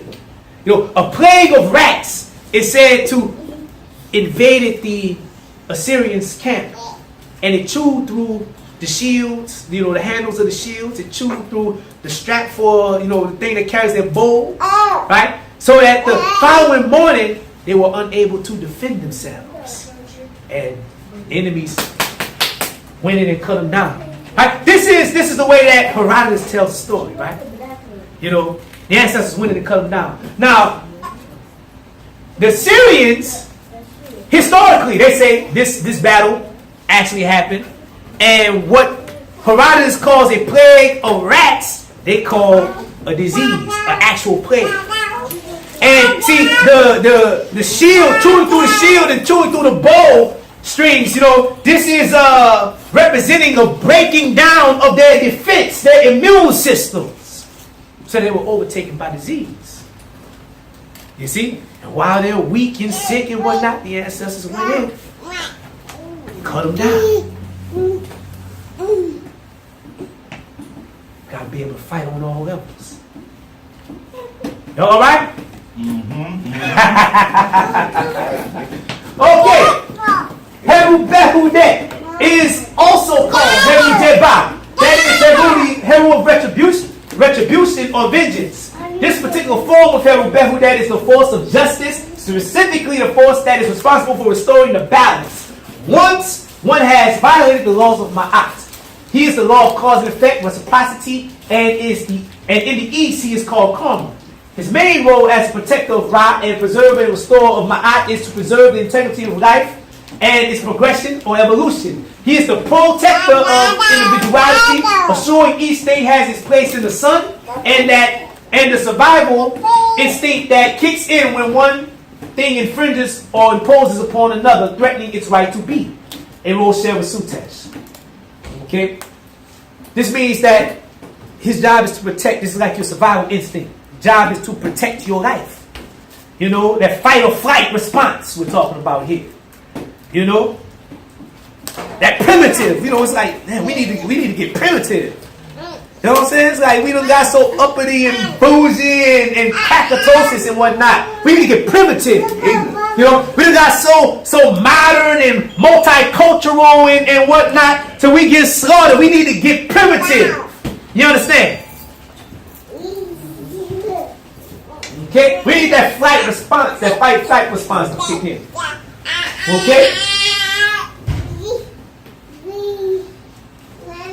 When this takes place, he steps in to enforce Ma'at, restore order, correct, reestablish the balance, and eradicate any blocks of growth and progress, and anything that no longer serves a purpose or redundancy. He is the other aspect of Ma'at or evolution known as extinction. This term, Jeba, also means to punish. So he is also Heru the Punisher. It is said of him that Jeba Jut in Jabot. That is, he punishes the evildoer in Jabot or Behu the Efu. You know, one of my students, who was also an elder and teacher in St. Louis. You know, I heard him say one time that the testament of a strong culture is the ability to award or reward and punish, you know, responsible and irresponsible behavior. You have to have the ability and the power to award and reward your community, the members, for living up to the standards and ideals of the community. And you have to have the ability to punish and discipline and enforce the law when it's broken or threatened. Okay? In the chapter entitled Becoming Heru the Elder, it is stated, okay, I'm just going to read the English to, get to, y'all like hearing that Medulla tell? Y'all like hearing that Medulla tell language? How it sound to y'all though? It sound like you're adding vowels without, Yeah. You are Heru War. You have judged between the two fighters, Heru the son of Osera Set and Sutesh, the two who will destroy heaven. You have grasped Sok or Sogahu, Orion, with the two axes of Sutesh. You have rendered judgment in this sky for Ra. Light is at your decree. Okay? You have to be firm in judgment, decisive. Okay? Decisive. Distinguishing between right and wrong. Judge. You know, we all want to say, judge, not let you be judged. Judge! Okay? You know what I mean? Judgment. And having the ability to discern between right and wrong in your own mind and within your own heart. And to enforce discipline upon yourself. On ourselves. Let's go. Okay, this passage demonstrates the role of Heru Behudet or Heru Wa as justice in maintaining and also restoring order in the universe. It is he who decides what is right or wrong. His judging between Heru and Sutesh speaks to his role in restoring balance between opposing forces. Heru Behudet stepping in to settle this dispute. The heavens or universe, without Heru Behudet stepping in to settle this dispute, the heavens or universe will be thrown into chaos, symbolized by the potential for them to tear up the sky. Now, once again, we're in a situation now where Heru War, which means Heru the Elder. That's what it means, Heru the Elder. Heru the great Heru. Right? Our elders are somewhat scared of these youngins. Our elders are somewhat scared of the youth. Okay? And because of that, we're not... Yes, sir. Do what? All right. Do what, brother? We're not laying down the law. Right? So, we leave it up to the police. We leave it up to the police. And what this is saying is that we are ultimately responsible for policing our own community and people. If we don't do it, chaos. That's going to be the order or disorder of the day. Okay? Duality is a fundamental constituency of order. Without it, life and all that it entails cannot exist. So, in this particular instance, the dispute between Heru and Sutesh must be settled, for if any side destroys the other, the universe and life would cease to be. All will return to new. So, it is Heru Behudet's job to ensure that the scales always return to balance, and that they are not allowed to tip to one extreme or the other, or either side. It is for this reason it is said, light and dark are at your command. For in the grand scheme of things, it is not about right or wrong, but the perpetuance of life. It is for this reason that in many instances, Heru and Sutesh are said to reach a stalemate in their battles. This is to say, you're never going to completely eradicate evil.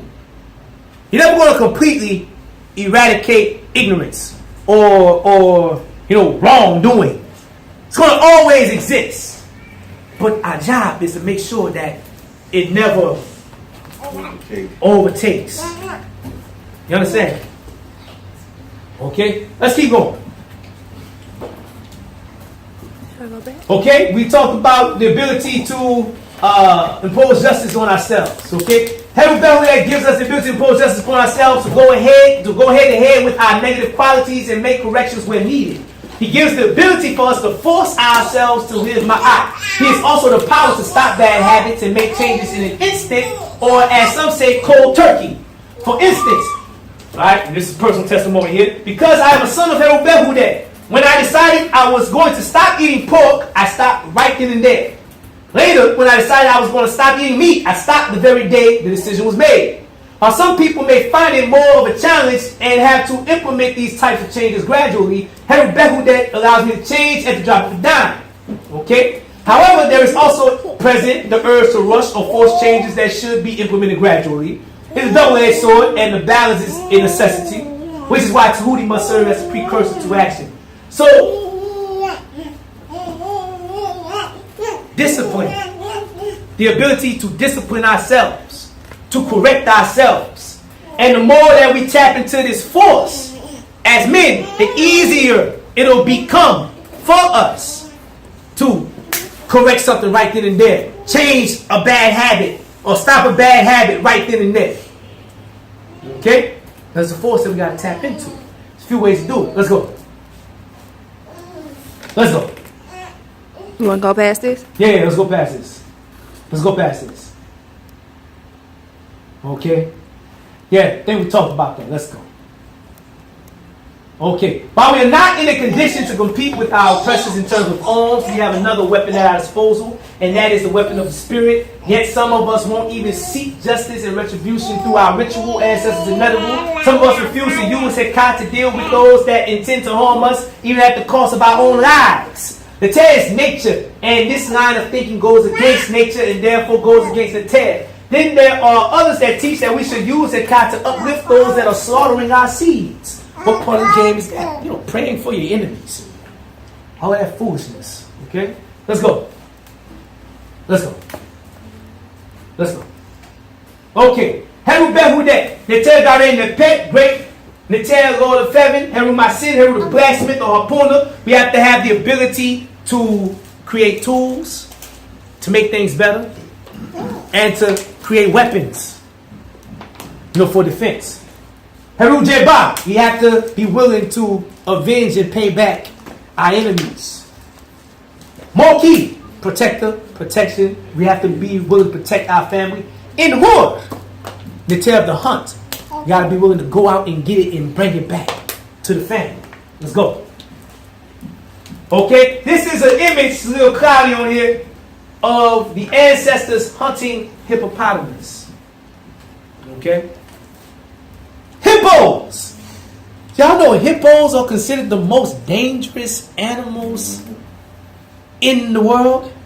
Kills more people. It's only rivaled by the mosquito. Okay? And people. But hippos are extremely dangerous. On the continent and whatnot. So, here we are, our ancestors, hunting hippos. Let's go. Here's Herubehudet. This is a picture from the temple of Herubehudet in Nefu of him stabbing Sutesh in the form of a hippopotamus. Okay? Looks like he was trying to chisel that out.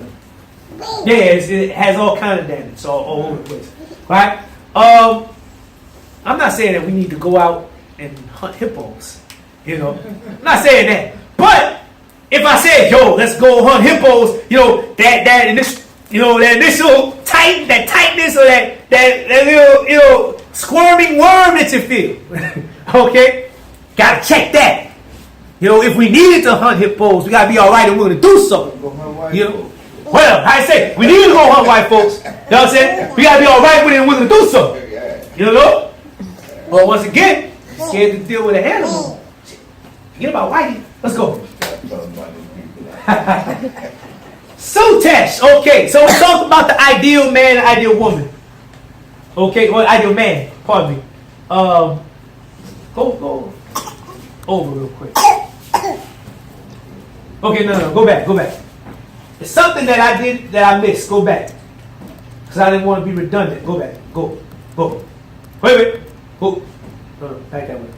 Back that way. Back that way. Back that way. Back that way. Back that way. Which way are you going?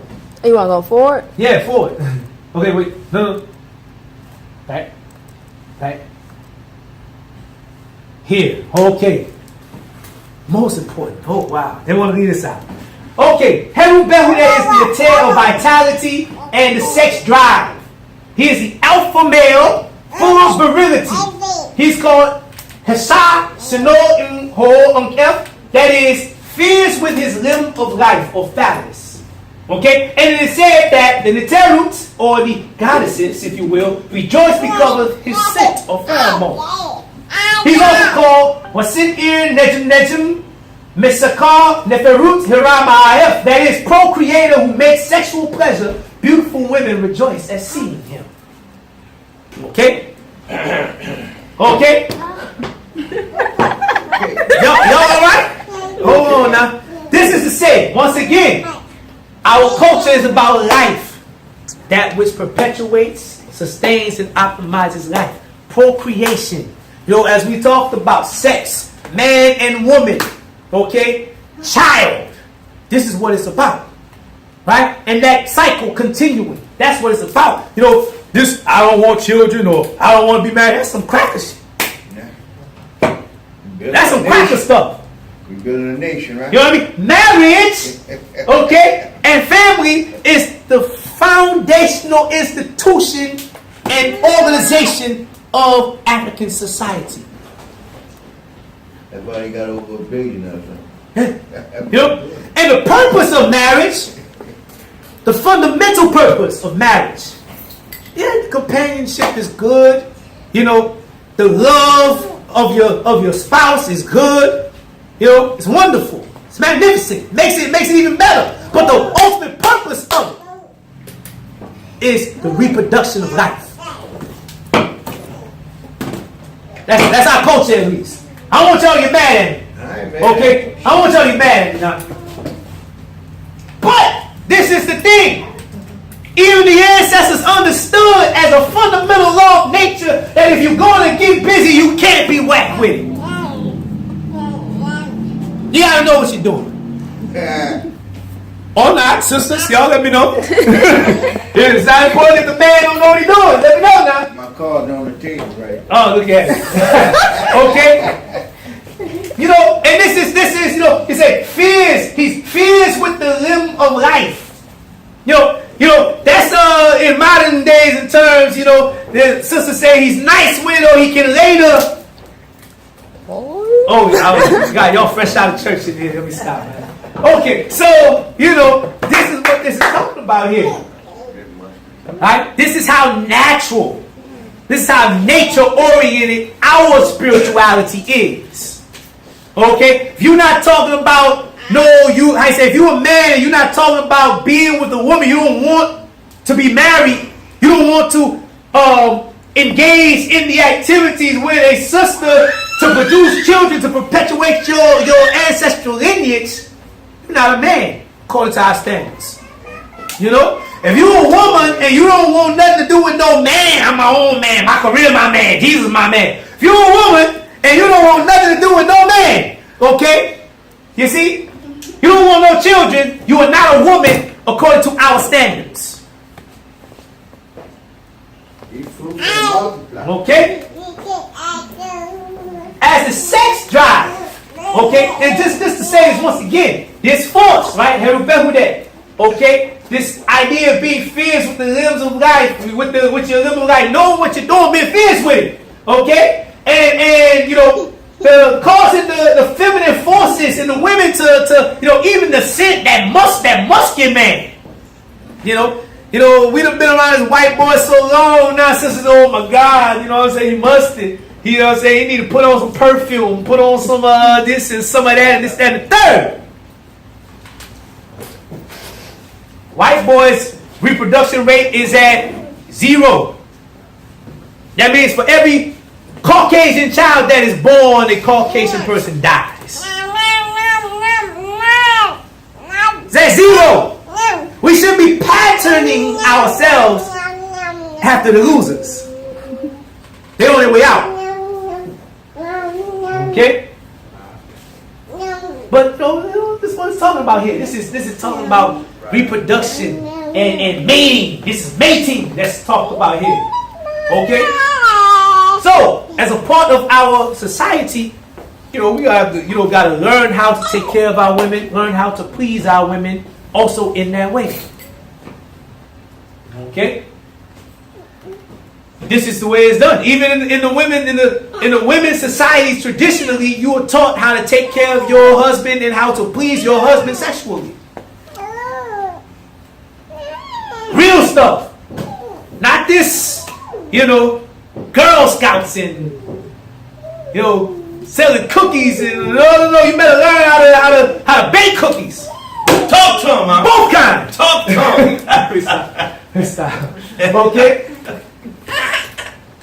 As a sex drive and libido, heavy metal that plays the role of satisfying Ryan continuing his journey to life perpetually through the urge to reproduce self by means of sexual intercourse. He is the ideal man, a procreator, protector, warrior, provider, and is able to please his women. He is sexually potent, ready to impregnate a woman at any moment. In speaking to his virility and fertility, it is said of him, Waki Shemau Mperf. That is, blossoms are green from what comes forth from him, begetter of men who causes Neteru to come into being.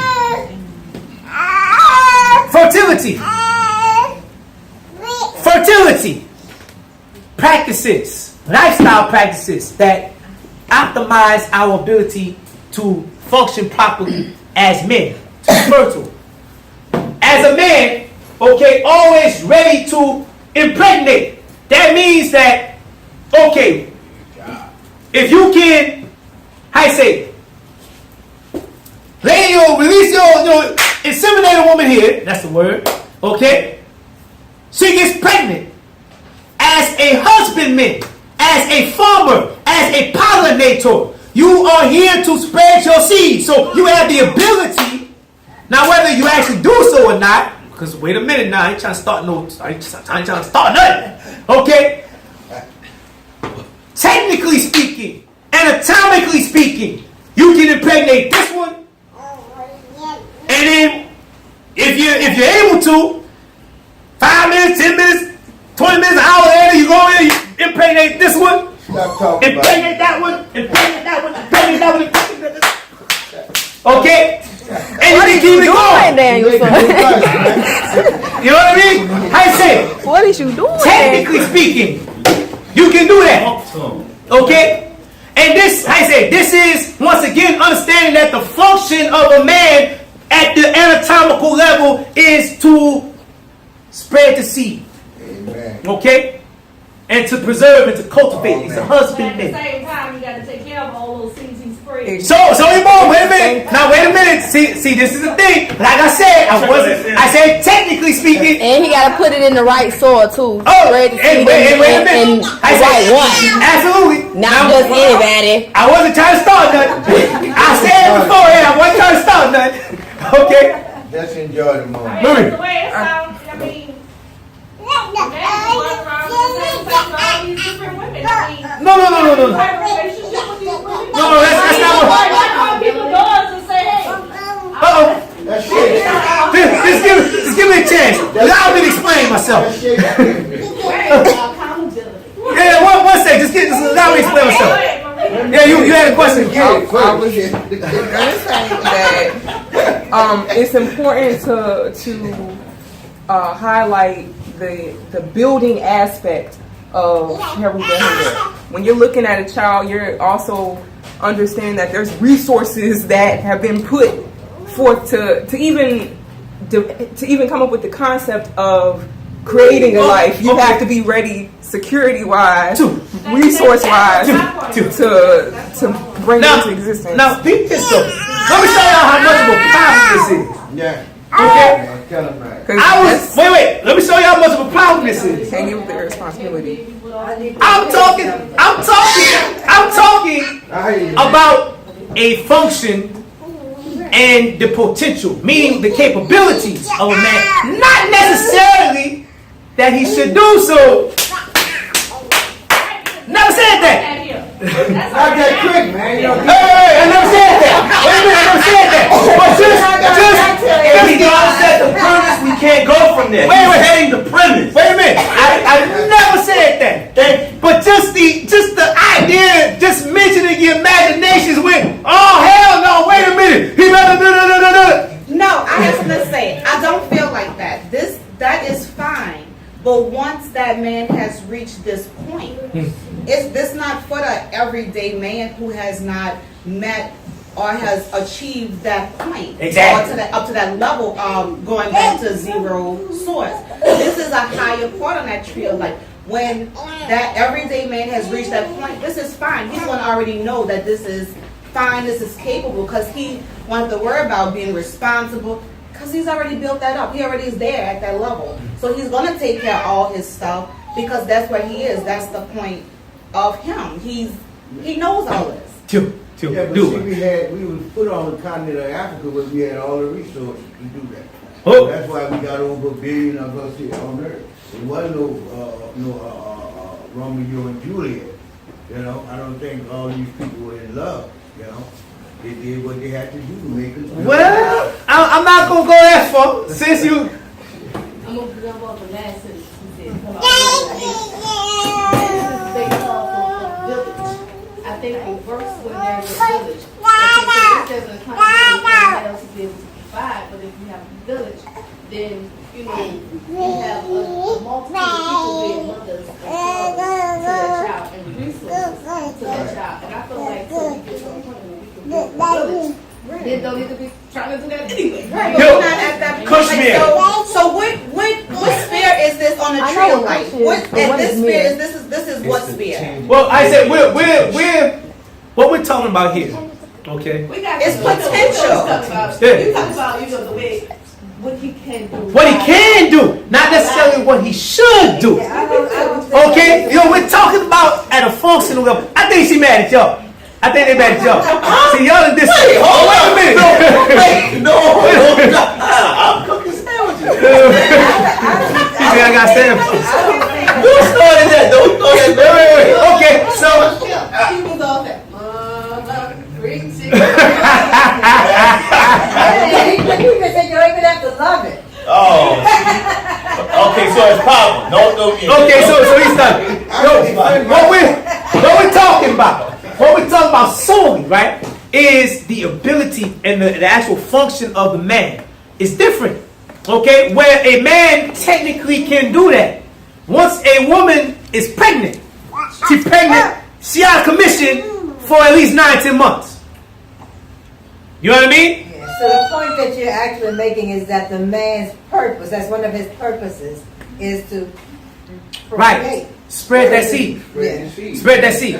Okay? How you gonna live? Life.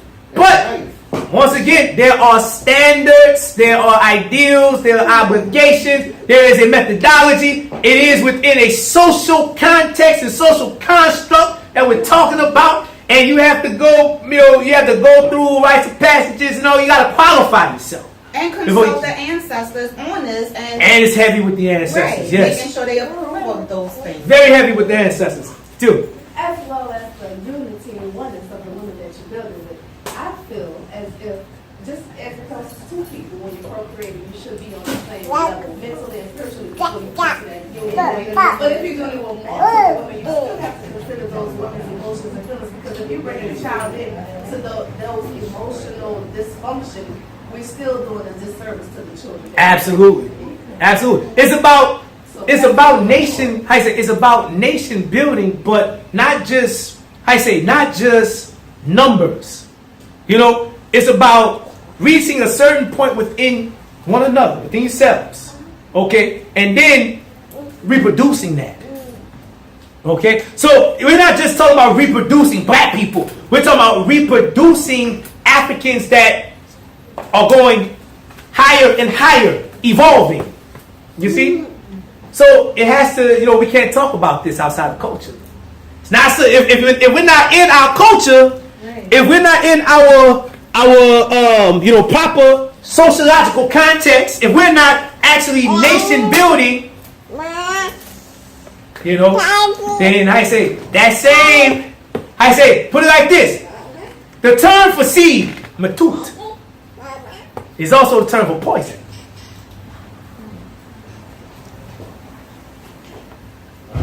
I'm black. Let me say it again. The term for seed is also the term for poison. This is two, I say it means two different things, right? On one hand, if that seed go where it don't belong, okay? Poison. Okay? Poison, death. Right? Also, it's speaking to something called sperm competition. I don't know if you guys ever heard about that. Y'all know what sperm competition is? Yeah, when the sperm into the... Well, even beyond that, because yeah, sperm will one man's sperm, you know, one man's semen contains billions of sperm that's all racing to get to the egg and whatnot. But a man's sperm will actually act as poison to another man's sperm once his sperm has inseminated a woman. To protect. You see? No matter another pregnant woman. Okay? This is something we're talking about. Alright? So we're talking about here. But this is, you know, we're talking about potential. You know, so y'all alright? Y'all alright? Okay. Can we? Okay. He wasn't mad at you. He was solid. Do I understand? Okay, so the point though is, in our culture, a man has to be capable. That means that if a man is impotent, that is a very, very big problem. Well, we don't kill him off, but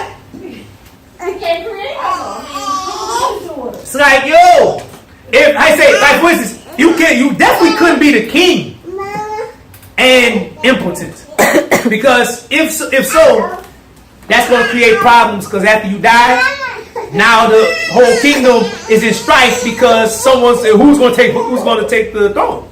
You know, ultimately, you should be taught, you know, how to preserve and protect that function. What herbs, what practices, how to keep the primitive or the primal male energy functioning properly, so that so that everything works. That's what it's all about. Making sure that everything continues to work. It's the same thing with sisters. When we get to the sisters in a second, you know. Bro, yes, sir. But to my knowledge, I got to get it raw now. The woman is the shit. Man is only designed to protect the woman. The woman is the throne. It is simple as that. A woman is a man.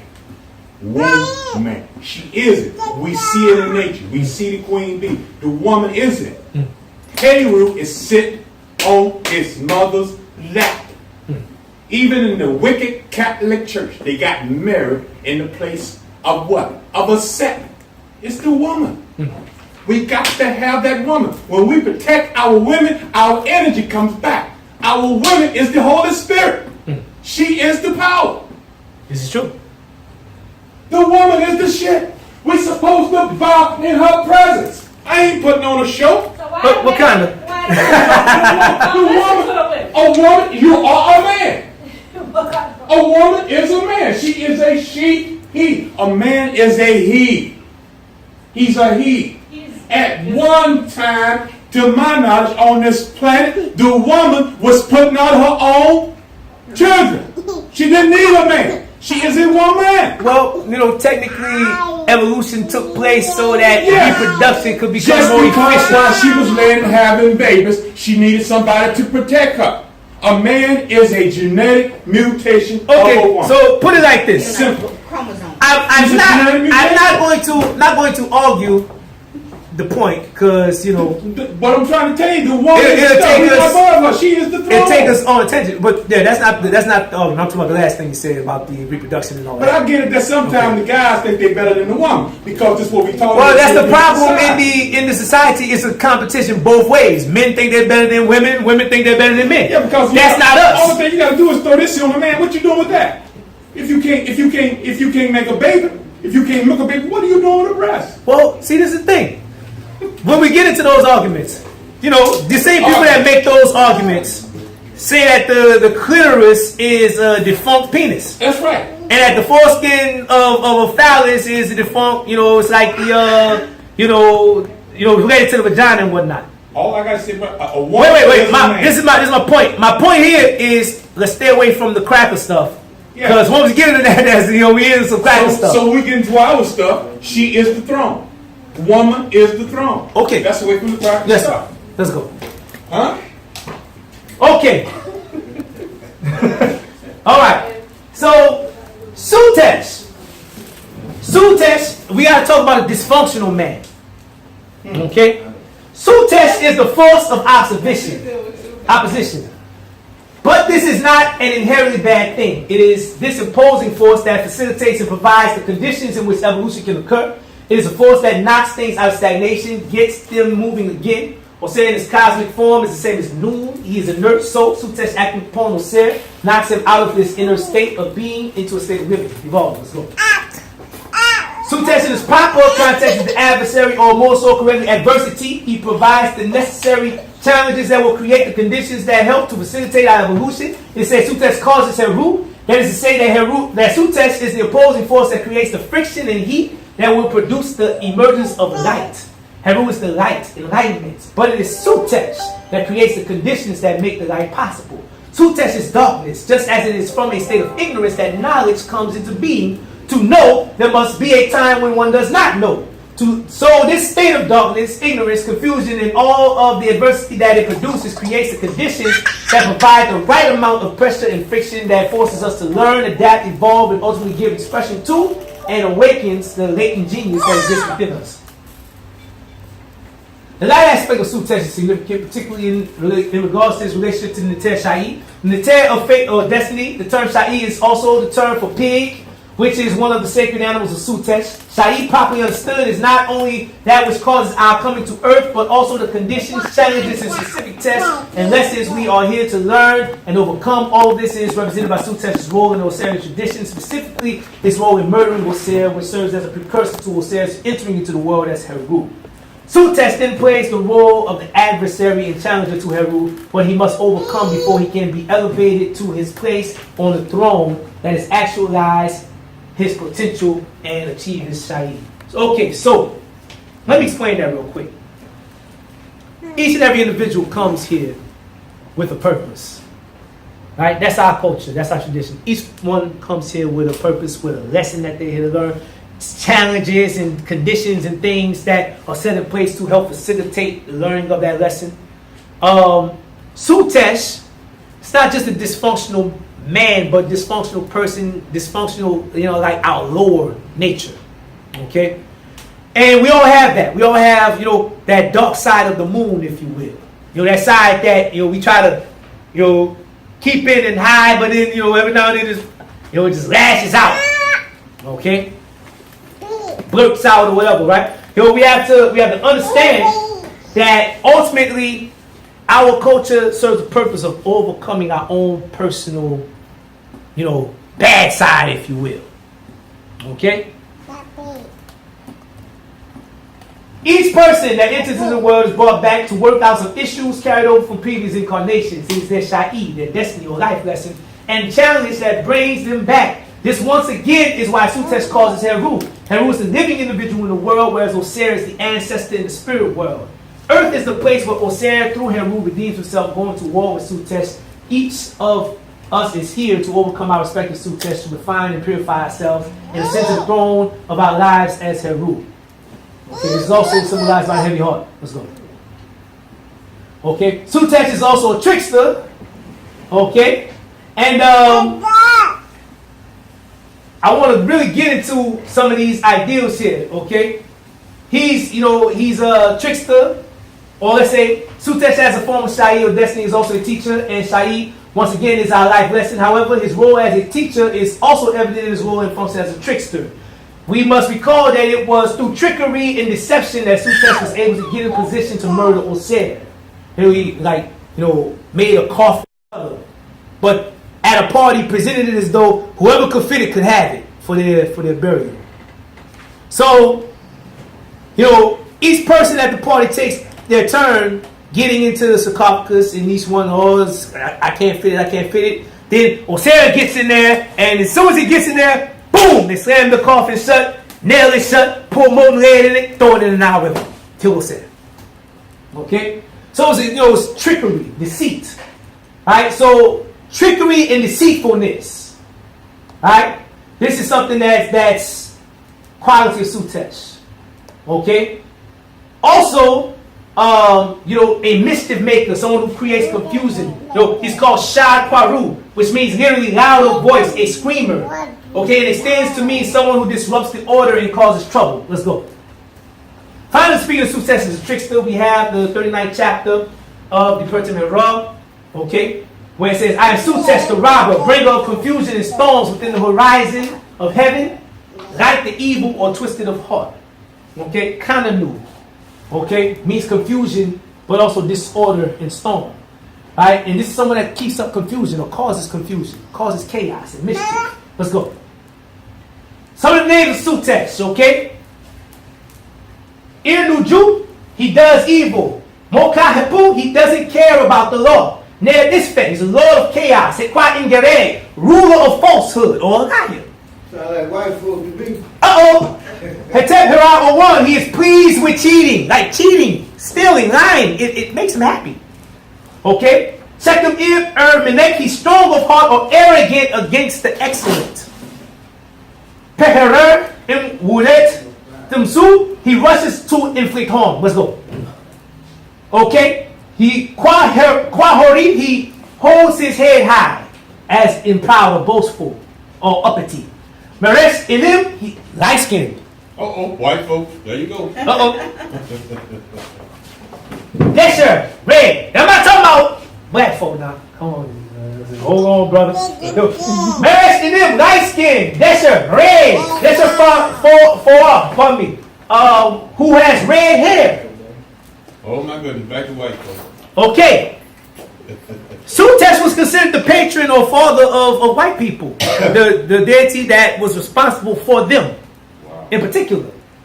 Okay, and they reflect the qualities laid down in the cosmology. That's all the qualities. Okay. Tesu in Kinbetiu. Okay, commander of criminals. Hamti, homosexual. Yes, indeed. Greeks. Okay. Quis Jojot Hararin F. Tribunal spits on his name. Someone that has a poor reputation because of their misdeeds. Let's go. Just go run through these. Comes with full wrath against his brother. Right? Someone that will turn on their brother, turn on their people. Okay? Yet is successful because of his brother. An ingrate. Okay? Your people, they help you, they elevate you, they try to do all they can for you, and then you backbite them. That's his quality Sutesh. Here, Desharu, he does red things. Red things mean does things that act against life. Does a lot of damage, does offense, acts with violence, hates society, lord of theft, a villain. Let's go. Who covers his face in opposition to that which is older than him. This is someone that opposes tradition and the ancestors. Okay? Who is satisfied with confusion. Okay? Satisfied with confusion. And the enemy of Heru. Okay, Heru, let's go. Heru is one of the most important of all the Neteru. Now we're going to talk about the sisters. Y'all alright? There you go. Are y'all okay? Y'all hanging in there? Now y'all need to put her on the throne. She's on the throne. Okay. Heru is one of the most important of all the Neteru. Okay? As well as one of the most popular. She is the Neterit of love, joy, music, dance, young women, sexuality, fertility, and creation. Similar to Mut, Heteru can be considered the divine feminine par excellence. Every other Neterit being considered a manifestation of her. Like many of the Neteru, she also has a supreme form in which she can be interpreted and worked with as both the source of creation and creation itself. Heteru is the Neterit of the divine queenship, the great royal wife of the Nesupiti. Just as every Nesu is identified with Heru is eventually to become an Osir, okay, deified Nesupiti or ancestor. Likewise, Het Heru, who is the archetype of every queen, royal wife, young women and girls who eventually become Aset, the Neterit of motherhood, lineage, matrilineal rule of Nesu, and women. This takes place once queen becomes a mother. When this happens, she then becomes a queen mother, Aset, giving birth to Heru, the royal heir. As mentioned earlier in this work, it is held that at the conception of Heru, he takes up residence in his mother, Aset's womb. At this moment, her womb becomes the Het Heru, or the house of Heru. So in this instance, she becomes the womb that houses, protects, and nurtures the new life, physically. The womb and the egg. The egg provides sustenance and body to its seed. Like, you know, the egg is like this big, and the seed is like that big, you know? You understand? The egg provides sustenance and body structure to the seed. Okay? The womb protects, nurtures, and nourishes the seed. The placenta feeds and nurtures and nourishes the child via the umbilical cord, right? Purifies the blood of the child, gives nutrients to the child via the umbilical cord. Right? Hey, I say I got that right? Yeah.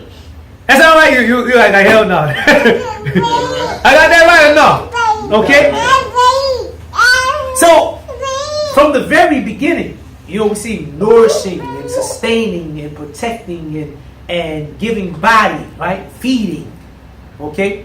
Nurturing from the very beginning, even at the most fundamental level. So the woman is the First protector. The woman is it. She is the shit. She is it. She is the original warrior, the original angel. A man is a genetic mutation of a woman. Okay, so worship my woman.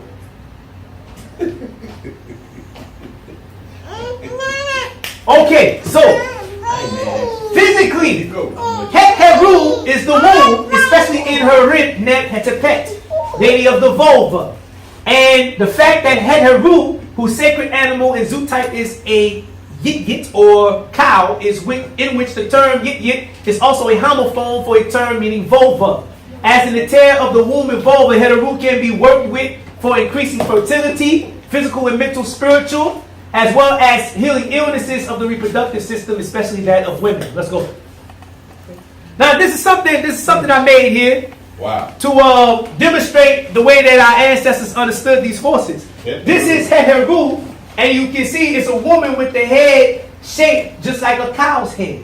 Mm-hmm. Okay? But if you notice, here we have the womb. Shaped. Just like the cow's head. Just like the cow's head. Okay? The science of life that we're talking about here. The forces of nature. Let's go.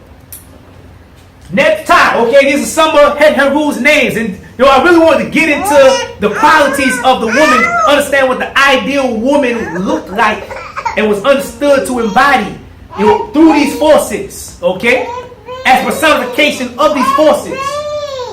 Neptai, Irehinquet, Imqua, in S, Ir, or OBS. Lady of bread who makes beer as the creation of her mind and the work of her hands. Started off talking about food. Okay, let's go. Certain pets, Saes im Beners, who rejuvenates her son with her milk. Nursing. Well, we gotta start. Okay, you bring forth life, you feed him from the very beginning of this life, you give birth, and then you nurse. society today, you know, is taking the woman out of the natural role, and now she's like, she ain't got no time for that. Let me go out and get it. Here's some Similac. Here's this. You know, I'm not. You know, 3 months and I'm done. Or you know, it's. I say, once we cut that connection, what we're actually doing, we're producing psychopaths and sociopaths that who can't comprehend and understand empathy because they didn't get that from that connection, that bonding with their mother is lacking. You see that ancestral genetic genius, okay, that's transmitted through that milk, okay, that nourishes that child is missing. So we're producing degenerates or mutations, as you say. Okay? Mutation. There you go. All right? I can't say she is splendid. She with splendid advice. She's an advisor. You know, women are very wise, intuitively, naturally. More so than men. Of course, they're smart. More so than men, okay? Very, very, you know, intuitive. All right? With splendid advice. She you know, she tell you something. She's trying to help you, man. She's trying to nag you, necessarily. Okay? Particularly. Not all the time. She ain't trying to nag you all the time. You know, she got good advice. If you listen to, you know, we get out of our feelings and our ego, she actually trying to tell us something. You know, trying to put us up on game, trying to upgrade us. You're speaking generally, right? You know? Huh? You're speaking generally. What do you mean? You're speaking generally, you know, what a woman's supposed to, you know. The ideal, these are the qualities of the ideal African woman, Right. as expressed in the names, through the names of Het Heru. Okay? She who makes plans for His Majesty. Now, these next couple ones are important. She with great plans in the cities and nomes, by whose plans everybody lives, by whose plans the gods and people live, by whose plans every face all people live, who allows the two lands to prosper by her plans. Uh-oh. Ain't the man with the master plan. You see? I'm gonna be honest with you. My experience in dealing with, you know, organizations or talking about building and getting around a bunch of dudes, at the end of the day, it ended up being some ego shit and we never get a damn thing done. Just to be honest. You know what I mean? It's not until you get some sisters around you that stuff actually gets done. A man, right? We might have an idea. We might have a vision. You know, we might see how, you know, we could, you know, okay, this could be better or whatever. You know, we might have a vision or be inspired, but we don't necessarily have the practicality to work it out, to plan, to make it economical. You know what I mean? You know, and sometimes it's just like, you know, it's what we do. For instance, I wanted to do at least 2 big festivals this year. You know, and you know, the ladies they got in my ear and said, you know, Aankh Benu, you're being a little bit too ambitious.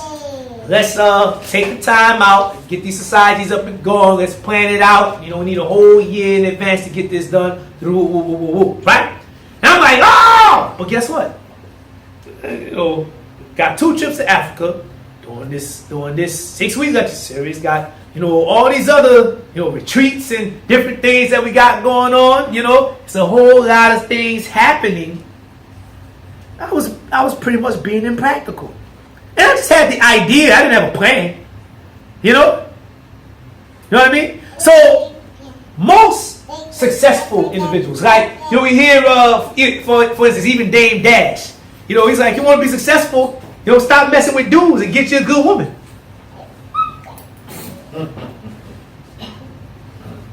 Like go. You know what I'm saying? Listen to your women. Stop listening and talking to these men. Hey, that's what he's saying. So, just like, oh baby, just like we give the seed, okay? We give the seed, right? she makes it so much more. You understand? We have the idea and the inspiration, but she comes with the plan to make it happen. Okay? Let's go. Without her knowledge, no plans are made. Uh-oh. You didn't talk about it. You didn't tell me. Why you didn't tell me before you did this? Why you didn't tell me before you bought that? Okay? Without her knowledge, the palace is not entered. No one comes in and out of the home without her knowledge. Without her knowledge, there is no coronation. That means, once again, as the man sits upon the lap of Offset, is a matrilineal culture. Okay? That means that it is her knowledge that makes you a man.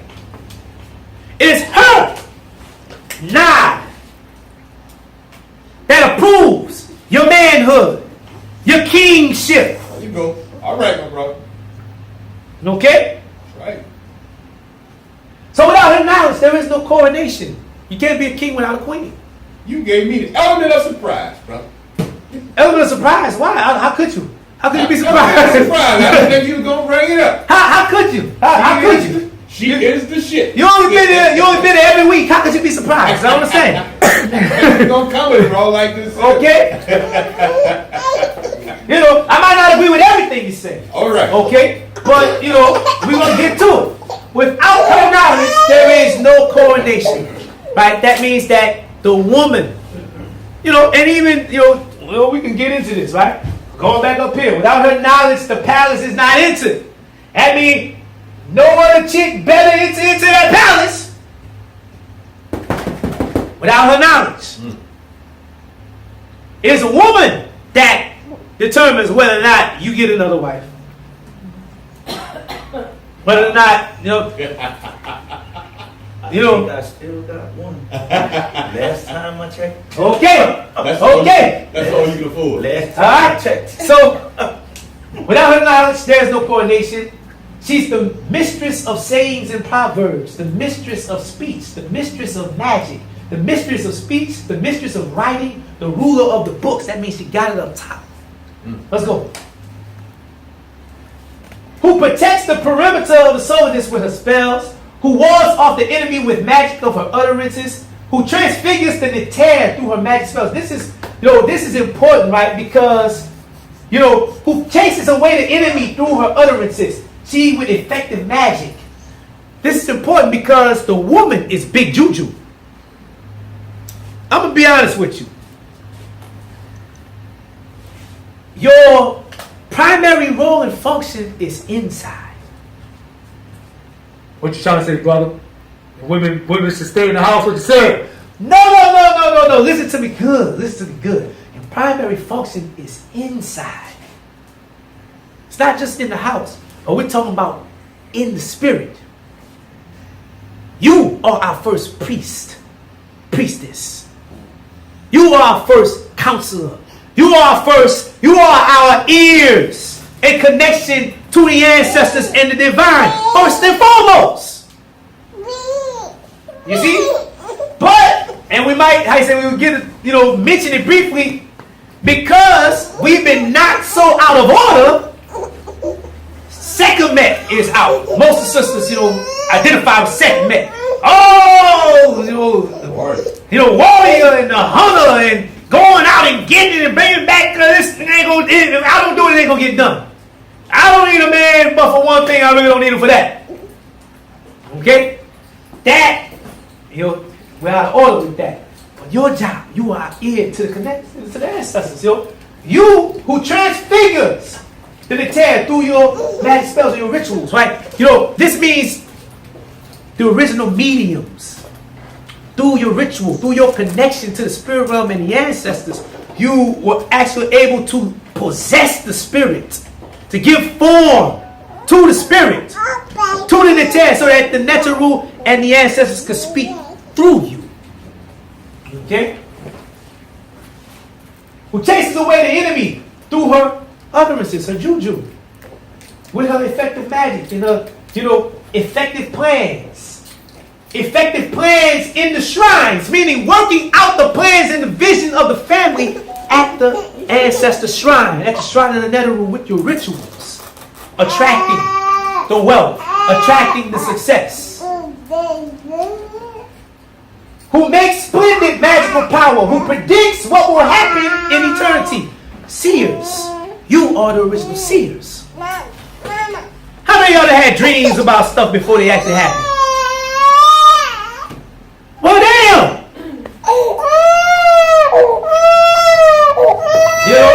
It don't get no more spiritual than that. You have empirical evidence of that connection. Okay? Predicts what will happen in eternity, who predicts what will happen in the future, who predicts what will come out and will happen in the future. Let's go. Under whose supervision the writing stands, whose heart is sincere, who acts in accordance with my Aankh. I'm talking about a good woman, a righteous woman, who specifies the correct order. See, with great laws, right? Sometimes she actually creates the laws and new legislation. Great laws and legislation, who lives by, on, and in my Aankh, who separates truth from wrong or injustice, who abhors injustice. Her abhorrence, or the abhorrence of her majesty, is a lying tongue. She hates lies. She don't tell lies and she hates lies. Who gives instructions in the land. Who gives the ancestors instructions. Meaning, her job is to convey the instructions from the ancestors to the Nisu and the people. And then decisions are made accordingly. Who gives the ancestors instructions, who is satisfied with my Aankh. Let's go. All right, all set. We bring it home, family. Let's go. Aset is the great-great-granddaughter of Nu and Nunet, great-granddaughter of Ram Ra'et, granddaughter of Yeshua to Nut, daughter of Nut and Gab. She is the wife of Hosea, sister of Sutesh, Netet, and Heruah. Aset is the territory of women, motherhood, healing, medicine, especially spiritual healing and juju, hikah, rivers, fresh water, queen mothership, ritual, etc. Though these things listed may seem like plenty, they don't even scratch the surface of this powerful territory. Let's go. Aset's love and devotion in remembering Hosea is symbolic of the deep longing for spirituality in man. The longing for the union with Neter, a longing that leads one to seek the Neter, and devotion to the path as an initiative devotee. She motivates man to transcend the mundane carnal life, to strive towards something higher, their greatest good, their innermost Neter or Ser, and to manifest or give expression in the world as Heru. Heru, her journey is the spiritual journey of man, the journey of the person. Let's go. Within man, Aset corresponds to the Ka, which is the aspect of the individual that is responsible for giving one their unique qualities and expression of intelligence and power, talents and gifts, personality, and is inherited through the mother. Okay? It is the feminine counterpart of the Ba, which is received from the father and is associated with Hosea. Testament to this fact is the chapter of not letting a man's heart be driven from him in Netzekeret, in which the relationship between the mother and the heart, or Ib, and the Ka are made clear. In which the Ib is declared at once to be the mother of one's coming into being, as well as the Ka within the body, forming and making strong the limbs. This Ka, once again, is the unique vital essence and power within each thing. It is the spiritual double of a thing. It is the twin to the physical body. Okay, and it is inherited through the mother. Let's go. In the Nicomac tradition, this is symbolized by the relationship between Aset and her twin sister Netet, the former corresponding to the Ka, and the latter corresponding to the Ka, or physical body. In the Yoruba tradition, okay, Aset, also written Aset, the Ka, became Ase, the very force which is life and brings things into being in the universe. Aset, as the chief mother principle, is the force that brings things into being from the higher planes, birthing them into the physical realm. This relationship is demonstrated once again in the language Ka, being a vital essence, spirit, genius, personality, etc. Ka or Kai meaning to think, Ka'at or Kat meaning to work, create, build, etc. Aset is the force that brings forth the Ka as Kai, okay, or that image, that archetype, right? That persona, that genius as Kai or thought, and then ultimately manifesting it in the world as Ka'at, work or hands in. hands, work of your hands, okay? And that's the passage referring to the Ashe. I took that from Asar Imhotep's Understanding Ashe in the relationship to Eshu. Let's go. Looking further to the relationship between Aset and the Ka is her role as an interpreter of Warren Hekau, mighty in magic, or Heka. Heka is the science of acting upon the Ka, the thing causing its creative elements to come forth in order to create effects or change in the world. This once again demonstrates the process and power through which things are born or manifested into the world. According to the tradition, it is Aset that is responsible for bringing Osir, who sits upon the throne of the spirit world, back into the world through his seed, the son Heru. Again, speaking to the same principle. Let's go. Okay, Aset, according to one tradition, is omnipotent. She became so by acquiring knowledge of Ra's secret name. By gaining knowledge of his name, she in turn gained power over him. As we have come to understand Ra as life, and all life as his expressions or evolutions, limbs, body, etc., power over Ra is power over the forces that constitute life itself, the Neteru. The Neteru, by all their various names and past epithets, are the secret names of Ra. It is these names that are used in ritual incantations and hesi over chants and hymns. This knowledge gives Aset the power to command and direct the Neteru. She is described in words as Iri Medu, Mekenu, Peseju, Seshimtu, Gerset, Es. That is, she makes commands among the 9 Neteru, they being led according to her authority. Alright, so we're talking about the spiritual power of the woman. Okay, the woman as a personification as the omnipotence of the divine. According to the same story, Ra caused his true name or secret name to pass into Aset. His name also represents his identity, as Aset represents the spirit of man. Man's name entering into her represents the fact that it is within the spirit of man that the true name of the Neter can be found. This passage, this being the case, it is Aset that houses the greatest mystery and the highest spiritual truth. This is spoken to in passage 12 of the Covenant text, in which it is stated, I have come forth from it to the house of Aset to the secret mysteries. I have been conducted to her hidden secrets, for she caused me to see the birth of the great Neter. This is to say that our ancestors understood that it's within the woman that the secrets and the mysteries of the divine is hidden and contained. You know? The working of the woman. Right? The working of the woman, the working of the womb, like all of the processes mentally of a woman. This is what generates and gives body and form and expression and transmission to the divine. You see? It is within Aset, the spirit of man, that the deepest knowledge, the knowledge of the Neter resides, and her journey is one that represents the path of the initiate to discover it. So, we're all on a journey to tap into that innate potential, to unlock that potential, that knowledge, that power that's been transmitted to us through our mothers. Okay, Aset is very maternal. She is nurturing, compassionate, sensitive, empathetic, and protective. She is nourishing and associated with the nourishing and sustaining waters of life. In this regard, she is called the Aankh, the giver of life, lady of streams of fresh water, Intes Siti Hopi.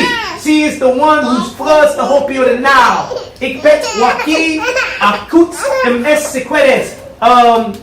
Rain cloud that makes green the fields when it descends. Her home is said to be Heri'ir Itaru, in the midst of the river, and she is said to call out from the river. Her cool and watery nature gives her tremendous healing power and psychic and magical abilities. She is the Neter of healing par excellence. This is evidenced by the fact that many of her stories portray her in certain senses where she must heal or restore someone, be it Osir, Heru, Ra, etc. Also, one of the most important Nikemet medical texts, the so-called Ebers Papyrus, opens up with 2 invocations addressed to Aset that are said to have power to overcome all illnesses, physical and spiritual.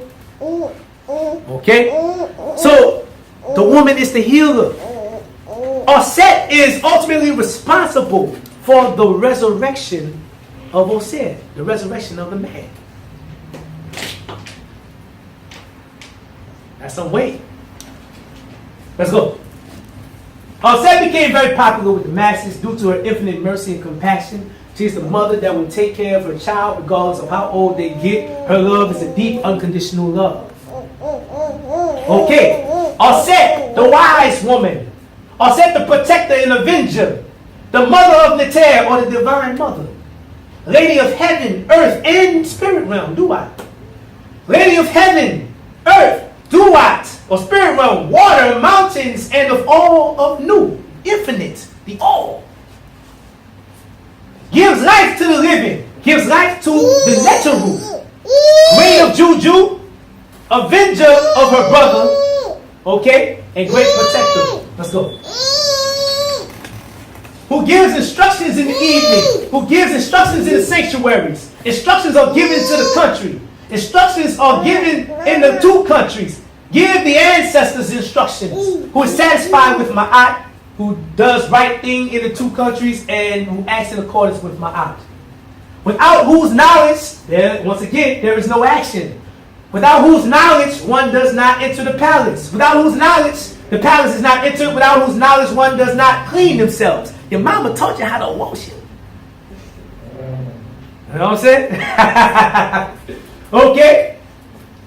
The mistress of the Maduniter, or the quote-unquote word of God. Okay? Mistress of terror, thanks to her juju books. Mistress of magic power. Mistress of spell in the living house, or the house of life, the temple. Mistress of scripture, or scribes. All that invokes, or who invokes all things, and the knowledge. I say real quick, this one here. Who invokes all things. This is critical. Understanding the nature of the woman, and the watery, cool nature of the woman. You are walking magnets. I'm asking brothers a question. You know, y'all ever walked into your house and the women in there was mad or mad at you? And you can feel it when you walk in the environment, like the whole environment is unstable. You can even feel the heat. You ever experienced that? Yeah, heat. You said, what now? Whoa, now. I'm just kidding, man. Okay? You're magnets. Okay? You manipulate the environment. You see? You're the mediums. Okay? You manifest. That's birthing. That's not just physically. That's spiritually. That's mentally. That's birthing. That's manifesting. Right? That's why I love my mama. Hey, that's why you advise. We're always advised by Ptahhotep, by Ani, by all the great sages to be good to your wife. Make her happy. Rub her back. Rub all on her. Fill her belly. Make sure she's good and happy. Don't try to boss her around in her house. Don't ask her, where's that? Go get it. You know what I mean? When you know that she's superior or sharp.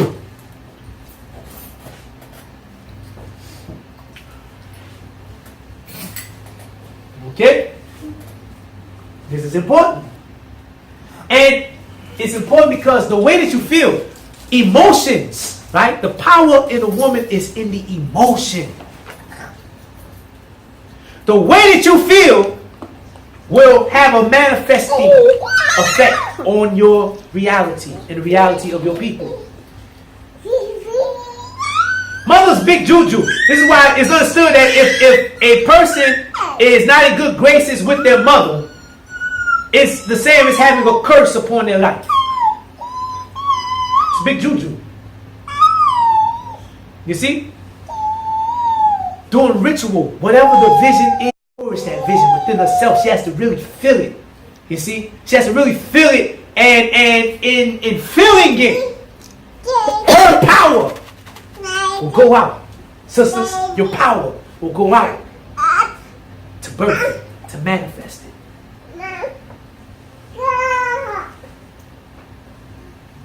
How's that for some male chauvinism?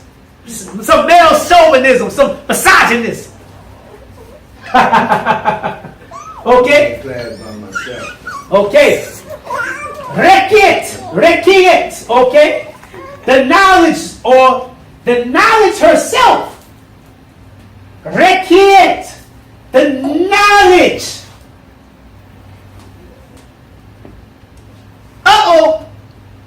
Rekiet waret. The great wisdom.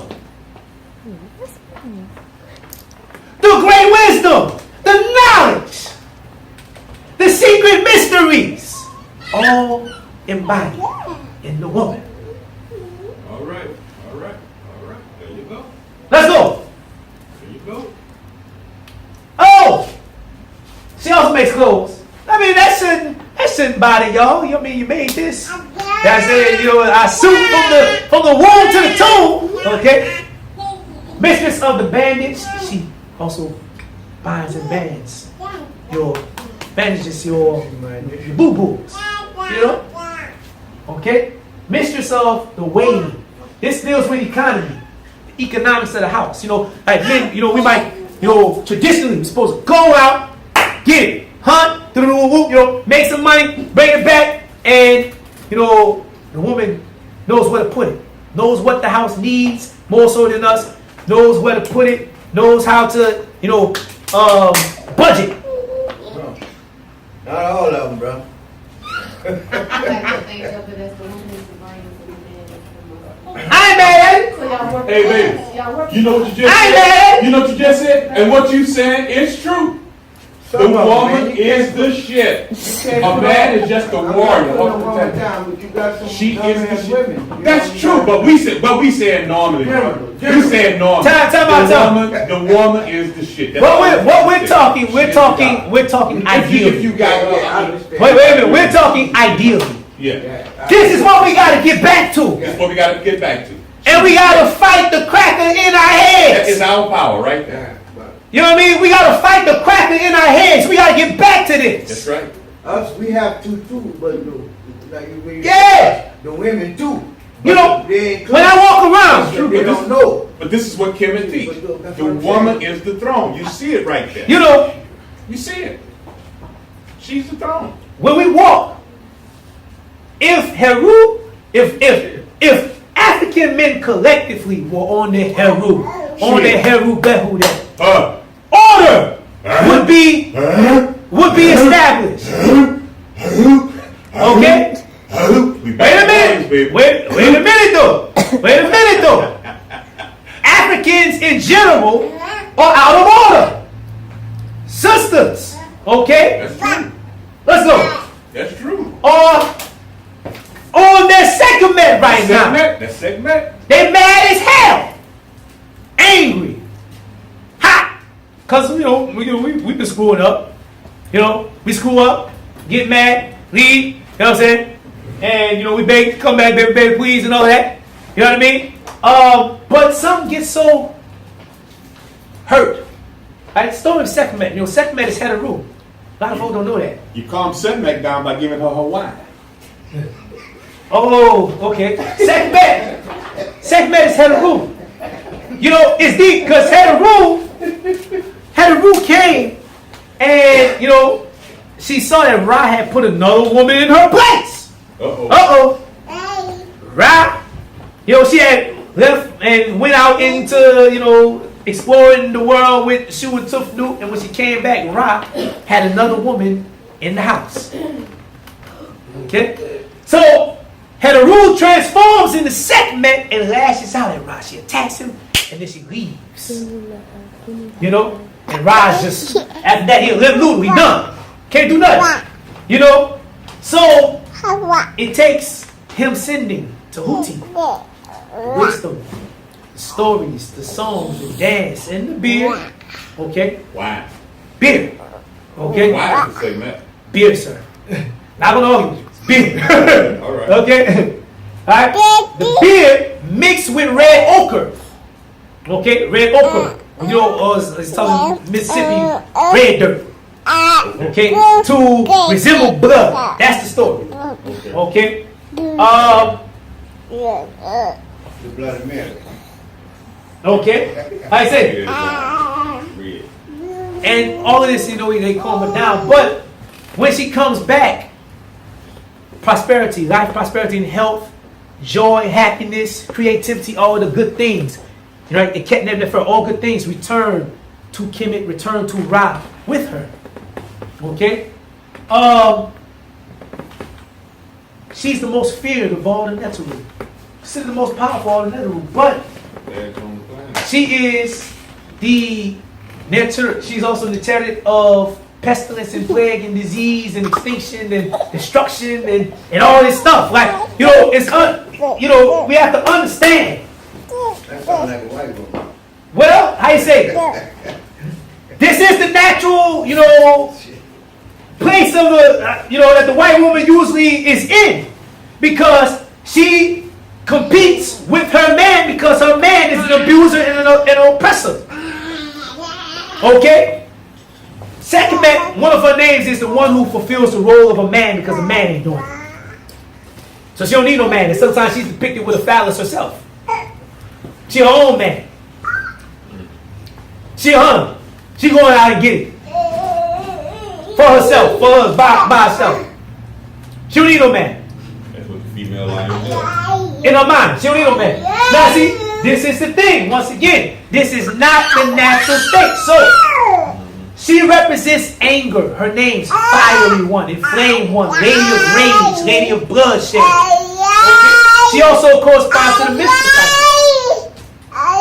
Okay? So, it's important to understand that we have to get back to our natural selves as African men, as African women, and it's a process. We got to go through a re-socialization. We got to take on our culture. Without it, what we got is what we're going to have. Let's go. Okay, and this is definitely, we at the wrap up. Marriage is the crucial link between family and social organization. Marriage is defined as a union between a man, husband, and a woman, wife. This union is both economic and sexual, known to other members of the society, accepted by them, and considered to be permanent. Those linked by marriage are termed affinities. Married couples provide the affinal links which bind two existing families. These links are cemented by the birth of children who provide the consanguine ties. Affinal and consanguine ties form the basis of the family institution. Marriage was the primary institution of social life in ancient Kemet. Although no term exists that denotes marriage as such, marriage in ancient Kemet did not involve a religious ceremony or require a legal certificate, but it appears to have been a private act between families which was culturally recognized. This point cannot be understated because it illustrates the fact that the ancient Kemetic family was not built on a legal basis.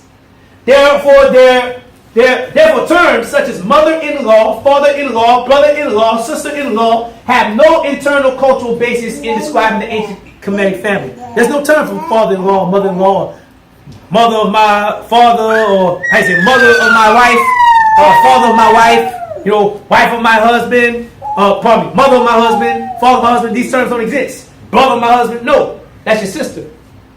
That's your father. Once that connection is made. It's called your family connection. Yeah. Your quote-unquote father-in-law, no, that's not your father-in-law. That's your father. That's not your mother-in-law. That's your mother. Okay? All right. Uh-oh. What's going on? Uh-oh. Uh-oh.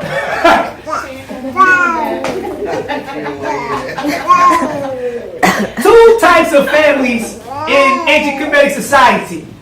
Okay? First, there was the monogamous family, which is one man, husband, who is married to one woman, wife. The monogamous family union can be with or without children. Also, it can be nuclear in composition, with only a husband and a wife, married couple, or it could encompass the extended family, such as lineal and collateral relatives ranging from one or more generations. And let me say something real quick. The term for marriage is Gerek Per. Gerek Per. Can you say Gerek Per? Gerek Per. Gerek Per. Gerek Per. Okay, and Gerek Per means to establish or found a house. So what we call today shacking up, the ancestors called get married. And when you got married, it could be just you and your wife, but the norm is you and your wife and some of, the so-called in-laws. You understand? Okay? The second type is the polygynous family unit, or more precisely, polygamous, or more precisely, polygynous family unit. This family consisted on one man, husband, married to 2 or more women, wives. It may have been nuclear or extended as described earlier, with the exception of plural wives, demonstrating that polygynous family was a socially accepted family unit in ancient Egyptian society, adds new insight into the social organization of the ancient Kemetic family. The rendering of the monogamous family unit first represents a methodological convention, not a historical sequence. That's Troy D. Allen. I definitely recommend, if you guys have an opportunity to read his book, Family in Ancient Egyptian Society. That's a brother that published that book, and it's African-centered. He used Pan-African research methodology. It's very good for getting insight into Nile Valley family, social order, terms of kinship, how they understood family and roles of man and woman, and all this good stuff. Okay, but I want to end on this note. The woman, right? Once again, specifically the mother and the wife. Whenever you go to Kemet, whenever you go to Nubia, you almost never see a statue of the Nisu or the king and his father. Almost never. You always see the statue of the Nisubiti, the king, with his mother on one side, his wife on the other side. Okay? And daughters or children down here, but primarily the daughter. And that's to understand the pivotal, crucial role that women played in our culture. As, once again, the primary carrier of power.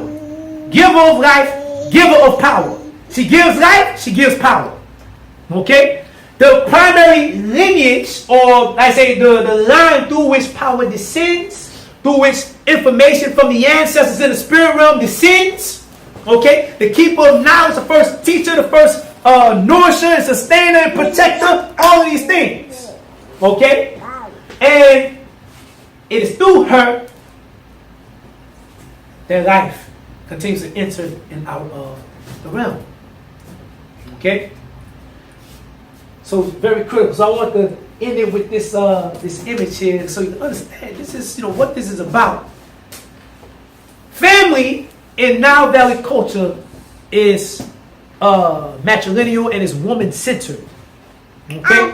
I don't want anyone to leave out of here confused, thinking that we were patriarchal, or man run everything, or matriarchal, woman run everything. No, we're talking about powers, twin powers that are put into their respective and proper places. Okay? That work together. Work together. Right. And work differently. Right. You see, if for instance, I can bear witness. I got ideas out the wazoo. They come, implement the plan. Okay? Without my wives, Marie, Warren, wouldn't get a lot of stuff done. For real. If they did not do what it is that they do. So a man need to wives. No, sir! No, sir! Not what I'm saying! Let me say, if you can't get enough things done that need to be done, then why not go out and find another man to come join your household? Yeah, I like that too. With your 2 wives. Another man! Wait. With the burden that you are having, because you can't do everything. I said that too. Another man, you mean like a butler? No. You must be like a butler. Another husband. Okay, so That can come in and recreate with your 2 wives too, so that you be even more children. now I tried to keep this thing, I tried to keep this thing civilized. Okay? I tried to keep it civilized, but let's look at it.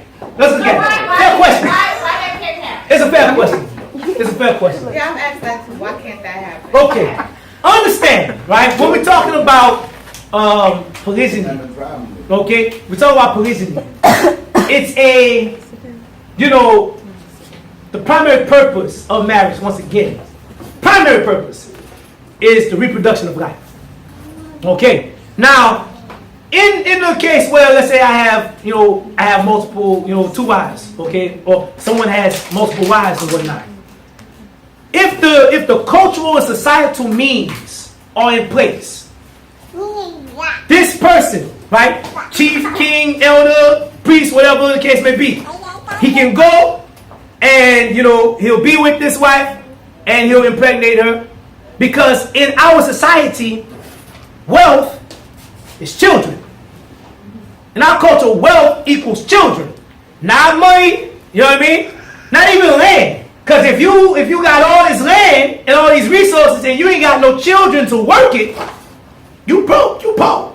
Folk laughing at you. So wealth equals children. This one man with these women, with this land, with this, these resources, he can impregnate this one. He can impregnate this one. How many of it he has? And they can be pregnant simultaneously. With a woman, once she's pregnant, once again, she's out of commission. Then just the general violent nature of a man. Okay, the competitiveness. The man is like the walking personification of the ego. It's competitive. Even the seed of life, the semen of a man will attack and kill the semen of another man if it enters into the wife of the woman. Or the womb of the woman, his wife. You know what I mean? So it contradicts nature. When you see polyandry, okay, let me talk about polyandry. Polyandry serves the primary purpose of stopping conflict between, men. Either, with brothers, and you don't want